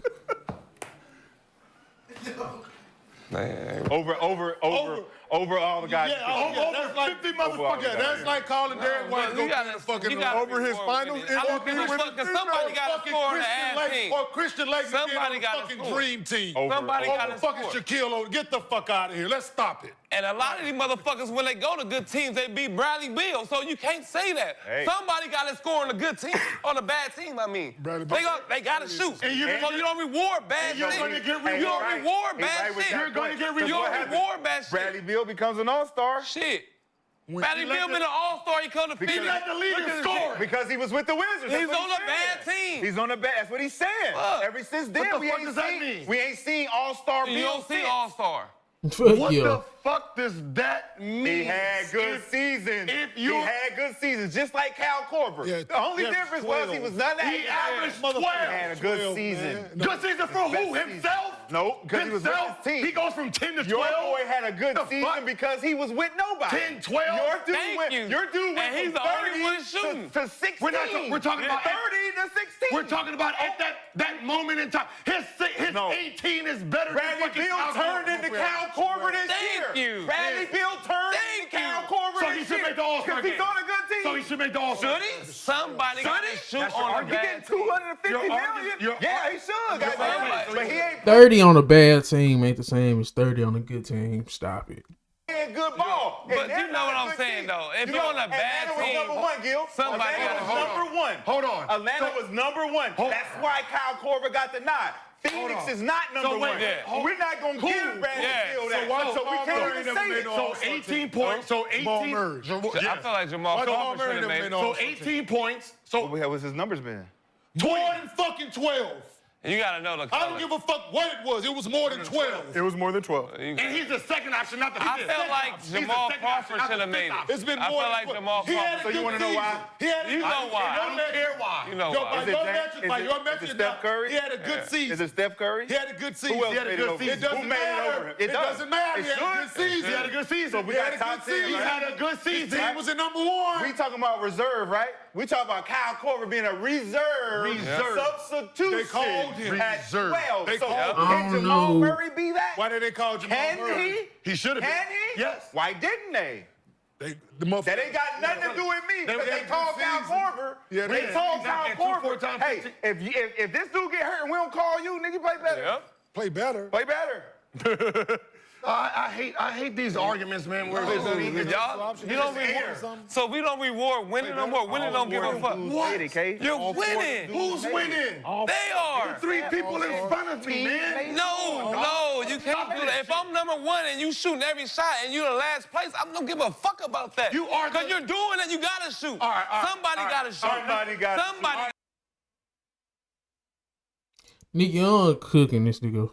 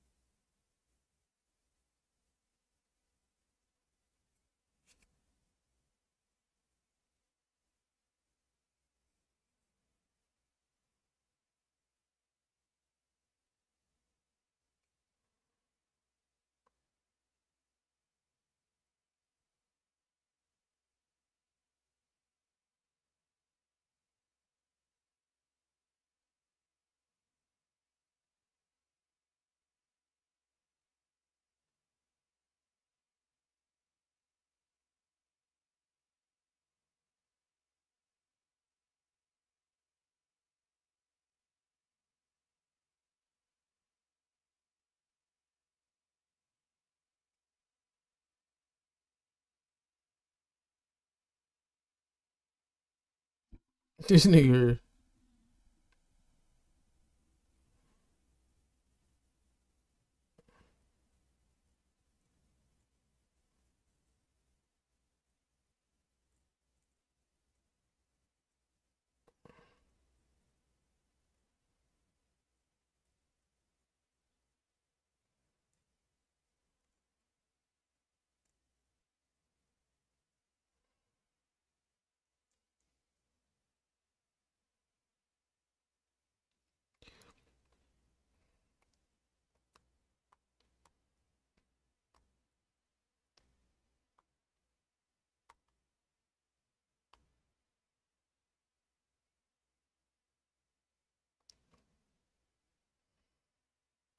It do matter on the All-Star game.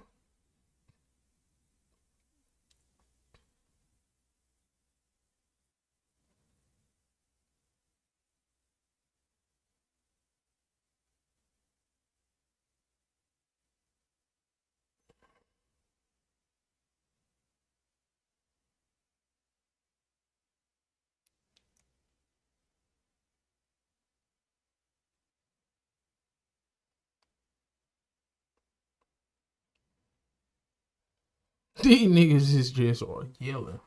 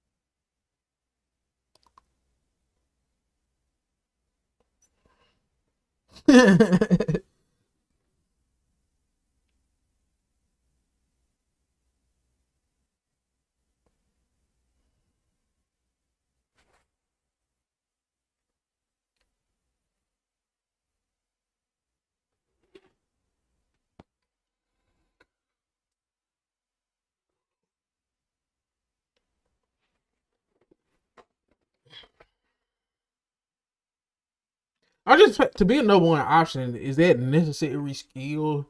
If they getting you open, Reggie Miller wasn't getting by niggas off the dribble. He was a number one option.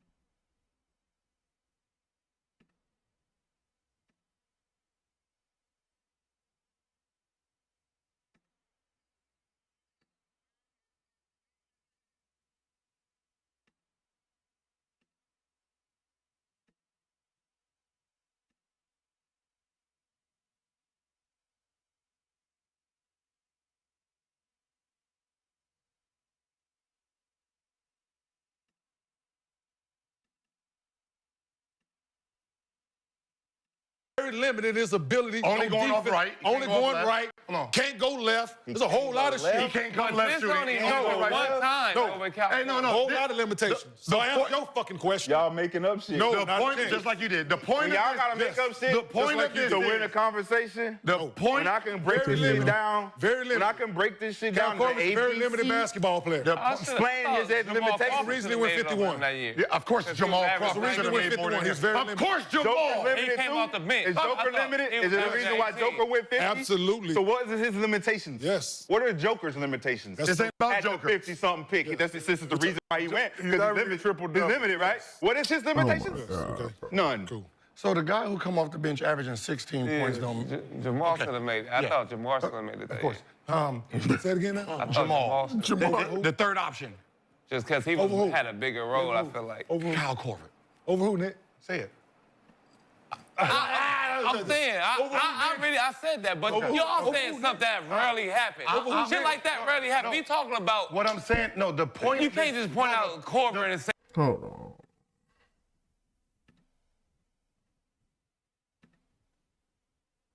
This Shit never got is. solved.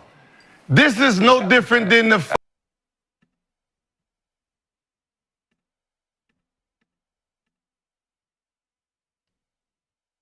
A lot He of was a people. reserve. And you know how many people gonna be pissed off when we start naming off people who shouldn't have got it? I don't care. Oh, you should?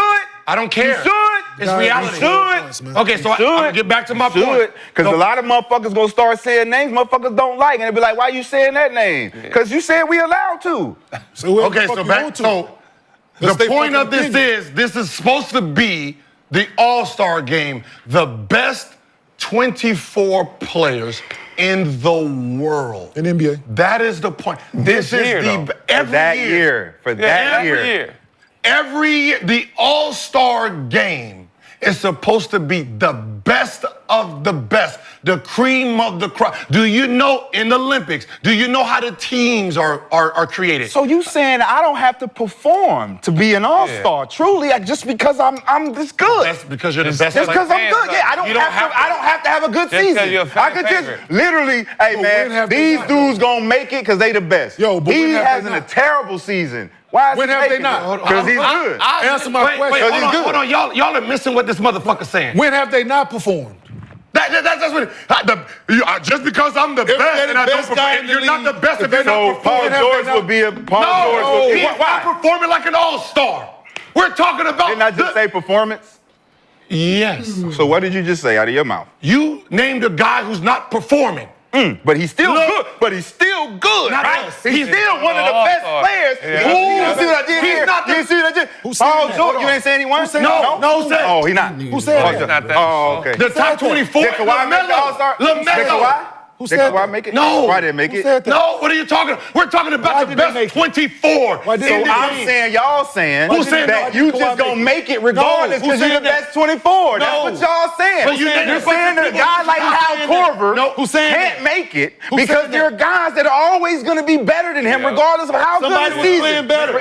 He's playing better. Somebody was playing better that season. No. Somebody was playing better that season. You're not playing better to Just win 'cause you loud, games. nigga, don't make You're you not playing fucking better to right. win Yeah. games. Yep. You're not Just 'cause you playing loud better to don't win make you games. right. Hold on. Kyle Korver, his team was Go first back. in the league when he Josiah. made the league. Go ahead, He was Kenny. first. Look up. Go ahead, He was Kenny. number Go one back. in the league. And By a landslide. number one Yeah. by landslide. 2015. He Go made look up it the because he was top a reserve. Because he points sucked per in. game. And it was the Miami Heats in the league then. That's Come on, man.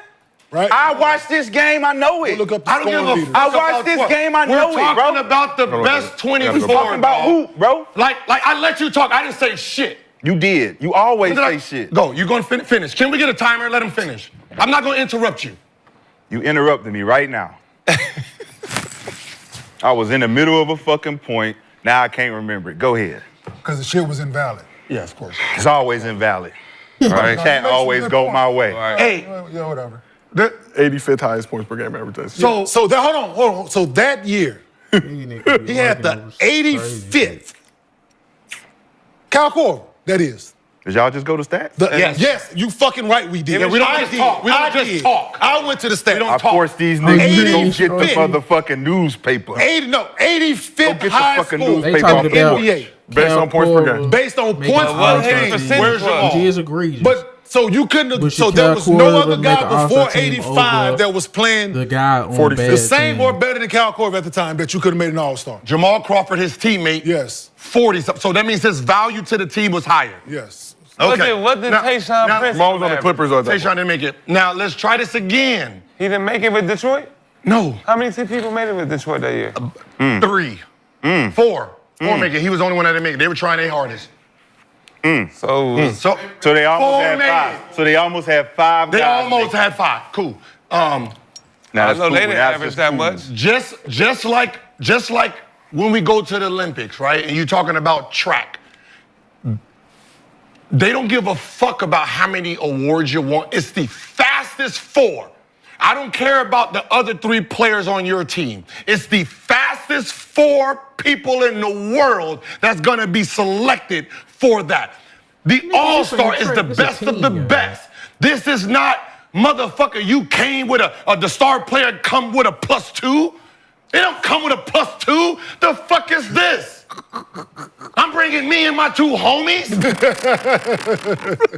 What the fuck are you talking about, man? These are backseat drivers. Just because you the starter team. How many people went to the game for Cal Korver? Damn, y'all acting like that's why you didn't win. That shit ain't even real. That's a terrible analogy. That's why you didn't win. That's not even a good track analogy. But you talking, that's what you saying. That's what you saying. The All-Star game. The people that's in it, the second people that's in it, they're number 1 in that section. NBA. We're not But talking they're about number the 1. We're talking about All-Star. A fun So I activity. disagree with him in that. A fun activity. The track shit, what are you talking about? It's the best. Who's performing the best is going to get picked to go to the Olympics, not just every year. So we're going to pick you, and you got to perform. Who is performing the best, not who has the best team. So in situations, like, I don't agree with that, Gil, because you have situations like Antoine Walker and Paul Pierce. They're both all. Yeah, 1 and 2. Right? How about who was third? Yeah, they shouldn't. Yeah, how about him? How about the female? Should fucking make it. Okay, yes. I'm saying then you had Kyrie and Bron. You had so there's situations Brad Miller. where Brad Miller was an all-star. Was he not? Was he deserving of it? it was. I'm just gonna go on a limb and say I don't think asking. He was on the East. He was in Pacers. So let's talk about this current All-Star team real quick. So we talked about the snubs. Let's talk about somebody who made the squad. So Steph Curry was selected. See, I gotta look. Steph Curry was selected as an All-Star reserve. Will play in his 11th career All-Star game. This is his 5th straight selection. So far this season, Steph Curry averaging 22.6 assists, 4.5 rebounds. His points per game are the lowest since 2011 season, including the 2019-20 season when they only played 5 games. I get it. What is your point? That's a popularity pick. What is your point? But let me host. Does Steph Curry deserve it? Yes.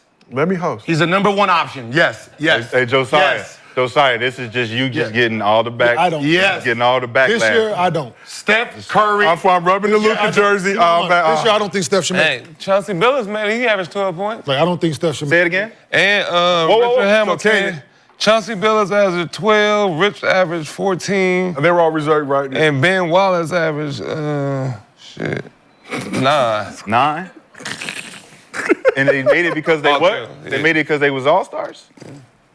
Johnson averaged 12? Yeah, 12.8. It say right there. Johnson has no fucking 12 points. Don't that say 12.8? And that's Johnson have no goddamn 12 points. And then you go 12.8. That year? Not in beating us. Hold on, whoa. No, it did. Hey, there's no way feasible Johnson having 12 points and the motherfucking Pistons beat us. I can of tell course you he does. I want to hear it. That shit I know for a fact. No, he did Ain't not. no way that motherfucker. The year they all made it was 05-06. Oh, I thought it was the year they won the title in 04. They beat Not the a Lakers. fucking chance. The motherfuckers. I was in the East that year. Yeah. It was Of course y'all do. Y'all just say shit. Of course you thought it. That was the year after. Nick, the championship. I was there. Not a fucking chance. So that's why let's spin it forward.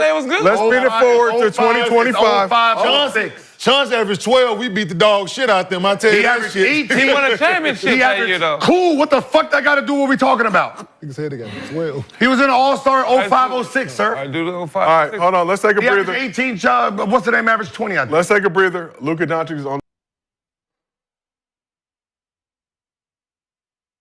Who do you believe is still untouchable as far as trade talks go? I only have one person, but y'all go ahead. It's two friends. I mean, are two best friends negotiating this, or is this just regular GMs? Wemby. Giannis. Shit me. I'll say Giannis. Wemby off limits. For a trade, yeah. Let him hit that. Listen. I mean, you wouldn't try. I'm not trying to let him go. Free agent I ain't shit, trying to let him go. Okay, that sounds good. We just saying off limits. Like we not trying to do that. Come with that Yankees bag. Yeah. That Dodgers bag. Shit, that Mets bag. That's out of our control. I know black.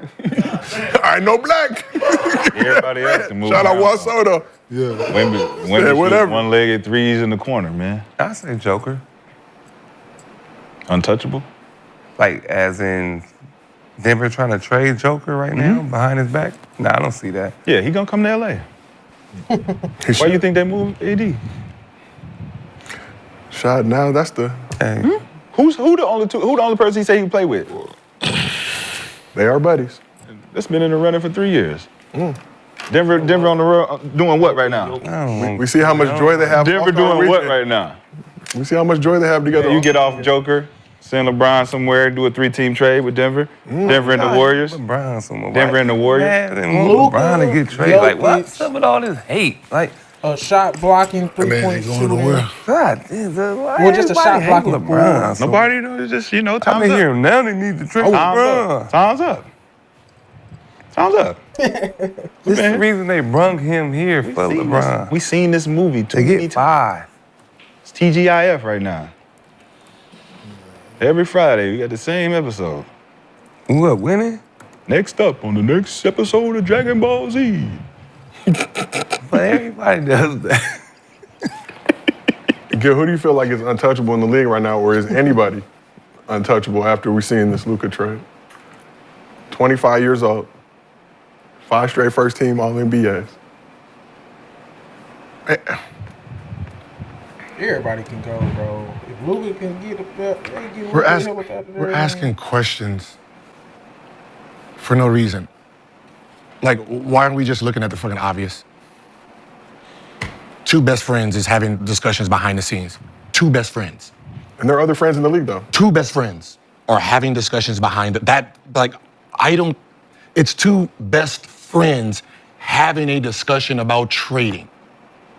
At that point, resume don't matter. They're trying to do whatever makes those 2 happy. Absolutely. Right? I can't put no value on you're gonna get traded. Like, we're looking at Zion, we're watching him come in and out, and they're not moving not an inch. So I can't sit there and say who's unsafe, because this trade was poison from the beginning. This is not like something happened and then they've been talking for 2 months. So the question 2 months before he got injured, Yeah, they having a conversation. Yeah, like he said, he started. He said about a month. He said about a month if it ago. got out, it would have been no trade. Yeah, but I'm saying this is something that these 2 are having a conversation about. Rob Pelinka has dropped the ball in the summer, right? He hasn't figured out how to trade. He missed the ball on it. So his best friend is probably telling him, hey, man, we ain't happy with this motherfucker over here, blah, blah. Right? I can't say that Ant-Man is tradable. No. But wait. I can't. What about other friends in the league? They just not the only 2. But according to reports, there was another team who was presented with this. That's what I'm saying. According to reports, there was another team who was presented with what I'm this getting at offer. is, I hear what you're saying, but let's just say around the league, there are 2 pairs of friends along GM, owner, whatever, that's having private conversations that got Ant-Man thinking, shit, I'm kind of scared, because what happened is Nico and Rob took a chance on a ripple effect. The ripple effect is all we need is one person to break the window. We gonna start rioting. All we need is the window to go down. We don't know who broke it, but there's still whatever is in that motherfucker. That's all they needed, was somebody to be the first. Oh, you traded away what? Oh, everybody can go. But why should they be afraid in the first place? The players? Yeah. Because they don't got control no more. The player liberation age that just happened with LeBron doing what he did for the last 10, 11 years, that liberation for players, they trying to take that shit back. But if you get traded, you get traded. Like, if I was Anthony Edwards and I got traded to the Lakers, I'd be... Would you feel good about getting traded to Utah Jazz? Type shit. If they was winning, probably, but I'm They saying- not. But it's a business. You go into a business being afraid, long as you do your part, I feel like you shouldn't have nothing to worry about. I agree. Yeah. But what happens you do your part and they ship your ass off to Utah and they last in the team? They last in the league. Do you stop playing? High caliber basketball? Do you stop trying to be an all-star? Always pull a Jimmy Butler. Right. Yeah, but you could pull a Jimmy Butler. He's still gonna get his money. Is he? Let's see. They saying what they did to Luka, they should have did to Jimmy. Yeah, they should have. That's They more. said Jimmy deserving more of that type of treatment of behind your back, just do it, not tell you. But just they doing because it. of the antics that was going on. Like Luka wasn't going back and forth with him. He ain't had no reason to riff publicly anyway.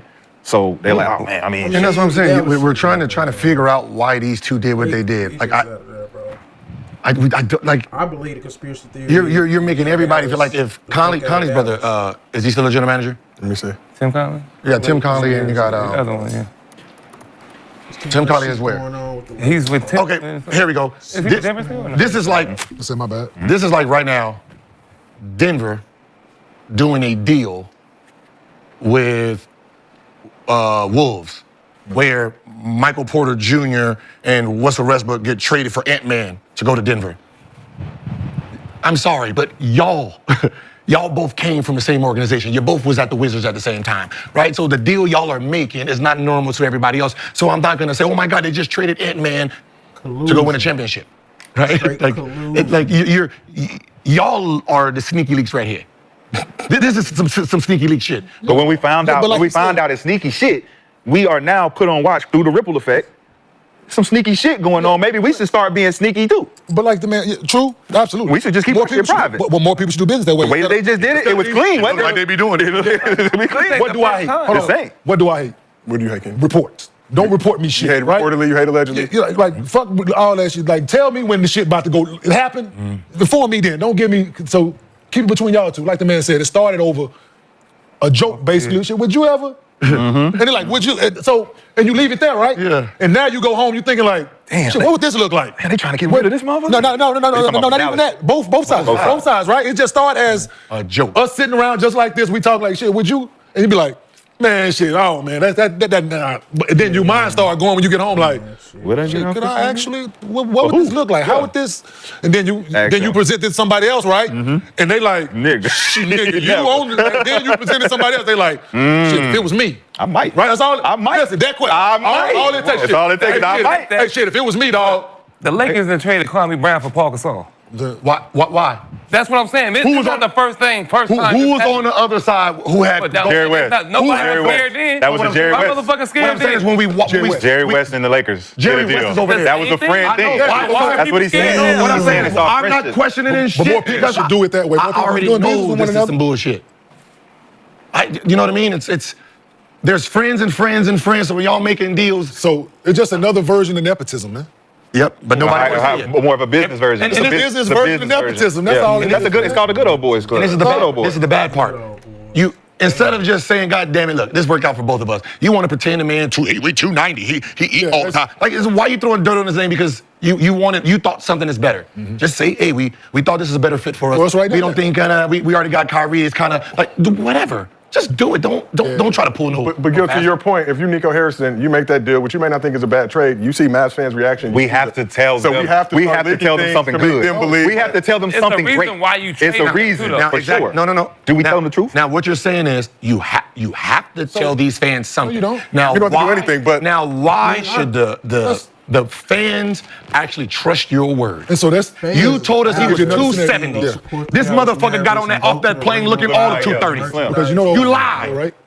One man's trash, another man's trash, Like, right? So that's just like a relationship, right? You break up with a chick and you listen to the ex about her, right? Why would I listen to you about her or him, right? Why would I? Because I was there. Because I was there. But that's just your dealings with that person, right? My personality and my whatever might fit well with that person. Y'all fucking didn't get along. Y'all wasn't compatible in this way. Well, that ain't got shit to do with me. So don't fucking call me trying to give me no dirt. Because you didn't do your motherfucking job to keep this motherfucker happy. But you can't look back at me because she was stealing. Because she was stealing, and then you looking at She was stealing from you. I'm just saying, she didn't fuck with you. But she's a thief. No, she didn't fuck with you. But she's a thief. Because that's all. But if I tell you she stole, you don't want to hear that she stole from me. That video speak volumes though, the beer. No. I've never seen that. And Michael Finley, coming from a former player, never seen listen, coming from if it was somebody that didn't play, yes. Okay. Not coming from a former player. Man, I would ask Mike Finley, man, what the fuck are you doing, dude? Get the fuck back. You see how Luka look right? like? You're a former player, man. You don't do that, bro. How many beers? You didn't drink a beer after the game before, man. If you don't back the fuck up, dude. Like, if it's like I said, if GM, somebody ain't never played the game, was there, like, no, I don't think you need to be doing it. What if we know he got a drinking problem already? Ain't that the GM? But they would have never had it in there. Exactly. They would have never had it in there. So that's the thing. I'm thinking Mike Finley is like this. Like, we know we're not doing this no more. We're not doing this. But if he got a drinking problem, they're not going to have it in the locker room no way because he's a superstar. But Kenyon, they may not have it in the locker room. It don't matter. But Pops come through and get. They might not make it readily If he got available. a drinking problem, his dad ain't going to give him a fucking beer. I understand. But what I'm saying is, no. What were they celebrating? Your dad might think, nigga. They were going to the. Oh my God! So they going to the finals. Was there not champagne and beer? That's what I'm saying. You don't take that from him at that moment. Well, how do we know why he took it? Has he explained it? We're assuming. That's why I said, does that speak volumes? No, it don't speak volumes. I never seen nobody take. What if he just wanted the motherfucking drink for himself? That's cool. What if the Phillies alcoholic? But if it was What if the Phillies alcoholic? If he was like, yo, fella, let me get that shit. If he was like, yo, fella, let me get that and drunk. Yeah. We know exactly why he did it. He did it because it's Luka. It's our best player. Hey, listen, not you. I'm not you. Not you. You are the. That's what I'm saying. How Luka looks at Someone has to ask Michael Finley why he did. Absolutely, I agree. Because I'm pretty sure we've watched Clay over the years. But after games, drink Bud Light, drinking during the press conference. Clay not Luka. Like, I mean, Clay come not on. Luka. Like, why are we We're trying to not protect the asset. And Luka's not always. You don't hear Clay not in shape. We're talking about You'll one never game, hear that's all that. I'm saying. But we're not getting it. Like, we're using, you're trying to use this as a I don't give a fuck why. He averaged 33 for the season. Are you going to let? If he wants to have 10 beers. Gil, are you going to let Embiid continue? Are you going to let Embiid continue to come in the locker room eating burgers? Are you going to continue to let Embiid come in the locker room with McDonald's and all this shit? Are you going to correct it? Somebody about to catch it straight real quick. No, I hear you, yes, but they ain't corrected it yet, no, so that ain't going on. So if he was showing up that motherfucker drinking like Roy Tarpley, goddamn issue. Did he play like Roy Tarpley? That's not a bad stretch. Is he playing like Roy Tarpley? No, okay. But Roy Tarpley, you tell Well, if we own you about your weight and you might be And you doing drinking this all this the time, beer. I'm gonna come up It's and be not like, hold on, helping. nigga, I talk to you about The this. weight. You ain't gonna do shit. Yes, you are, bro. What the fuck are you gonna do? Right, yo. Let's. What are we talking We're gonna about? trade you. That's what we're gonna Beach got do. in shape too, right? All I'm saying, but Okay. the reasons why. It's the reasons why. Kenyon, Say all we want. where are they going? I don't give a fuck what That's TV. what I I'm don't give a fuck saying. what TV you watch. It don't matter. I'm sorry, Man. but you're telling me this motherfucker got me to the NBA Finals. Yeah. He averaged 33, in 9 and 9. He's killing everybody, and I'm pulling a drink out. Shut the fuck up. Oh, I don't give he a did if he it. wanted to He bow did it. to his head. He did Drink it. it, goddammit. That's your problem. Drink it, goddammit. That's your problem. This That's your motherfucker got problem. us to the fight. That's your What the fuck problem. are you talking That's about? your problem. You're making Protect the up That's your a problem. No, Nah, you're he's making trying to it. making up. You don't know why. It speaks You volumes. don't Don't know give a fuck what why. you talking about. It speaks volumes. Everybody at once. You can get loud. It speaks He's volumes. an adult. It speaks volumes. He's an adult. As the guy That protector, never happened to man, nobody protect else. the We don't know It what never happens to happened. nobody You're else. making it up. We don't It know never why. happens to For one, nobody the else. man is an adult. We don't know why. And he took it out of an adult man. We don't know why. Like a kid, like nigga, no, nigga, you No. can't have this. Let him answer it. You're too fat. You No. can't No, have so this. you're making that up. Yes. Did he say that? Yes. No, he didn't. Yes, he did. Show me. That's the only way you Show can. me. If you see somebody taking Show me. a burger away from Zion, You too fat. what you gonna think? You ain't gonna think You can't have yeah. that because You you're too fat. God For damn, so sure. stop. For sure. Like a nigga take a 4.5 away from you, what you gonna say? You can't have that, nigga. You shoot, motherfucker. Okay. Oh, God. Okay. Damn. Don't give me no gun then. No gun Don't give me no gun then. Did they say he was an alcoholic? Give me no gun. No, right? They didn't say he's alcoholic. They didn't say he has a drinking problem. It's a So what you're saying is out of meaningless. shape. He's out of shape. It's overweight. So these things, he drinking beers and stimulating his weight shit. It ain't nothing but sugar. It ain't nothing but Beer sugar is and the shit. worst thing. No, y'all are just making a narrative on this dude. Like, we don't know why. Let this man, let Finley answer the question so then we can know what he did it for. No. Like, you're just assuming. No, Hennessy is worse than that beer, Nick. Crazy as hell. Nigga said facts and look at this. A gun is worse than everything. Stupid motherfucker. God damn. And You gotta throw me under the bus. Like, God damn. Nigga, why you throw you under the bus? God damn. Nigga, High five. He said something. No, you said facts. Facts. You looked at me, nigga. If I have a gun in my hand, are you gonna take it from me? Facts. Facts. Are you Like, gonna God take it damn. from me? Relax. Nigga, If damn. I have a gun in my hand, are you gonna take it from me? You shut the fuck up. Let's go. You ain't doing nothing. Just like I ain't taking that flash off them lips. Nigga, I was with you. Where the flash at? Nigga, you did this. You shot me. Hey, Sam Rocker, I will Chitty bang bang. Huh? Chitty, boy, you better stop moving. You already know. We'll get you. Don't give me no gun. Chitty. Say something else. Say one more. Ooh. Let's move on to Muslim fans. Prove to him. Now, where are we at? Huh? Where are we at? He done got fucked up plenty of times. Craig, your cousin. I ain't know. Why you ain't there? And then what's this? This work? Yeah, it worked. My son was calling me. He thought I was picking him up. I was telling him, I get out at 1:45 today. That's why. Okay, well.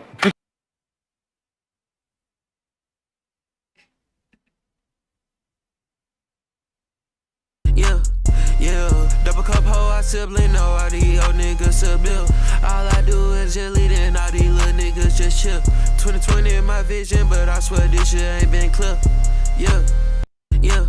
Yeah, double cup hoe, I sibling know all these old niggas a bill. All I do is just lead and all these little niggas just chill. 2020 in my vision, but I swear this shit ain't been clear. Yeah, yeah, yeah.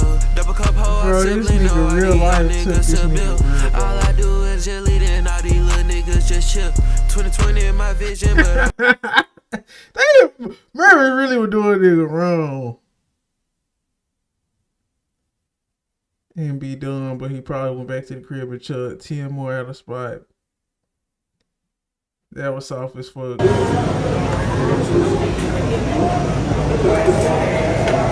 That shit crazy. That shit is crazy. That nigga real life took Mike Finley take the beer from him? Yeah. Lord, the first thing I thought is this. If Phil Jackson would have came and took a beer from Dennis Rodman, Dennis Rodman would have snatched it back. Man, Dennis Rodman would have got another beer and popped it open and finished the conversation. Right. Is it a man's league? Absolutely. They grown. Let them enjoy that. You sitting there chilling, Mike Finley come take the fucking beer out your assistant GM. Nah, I'd be like, watch out, dog. Watch out, dog. You want me to resign? Watch out, dog. No, we getting ready for the finals. No, watch out, dog. All right, we're getting ready for the finals. All right, I'll get ready tomorrow. Tonight I'm cracking. Let me get the bill. Nah, dog. As a matter of fact, get out of here.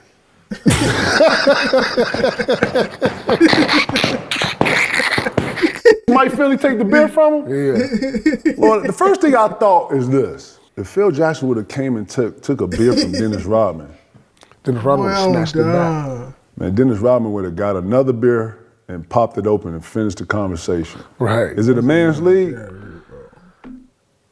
Absolutely. They grown. Let them enjoy. But man, bro, I enjoyed y'all, man. Like, comment, subscribe, W's, but I'm out.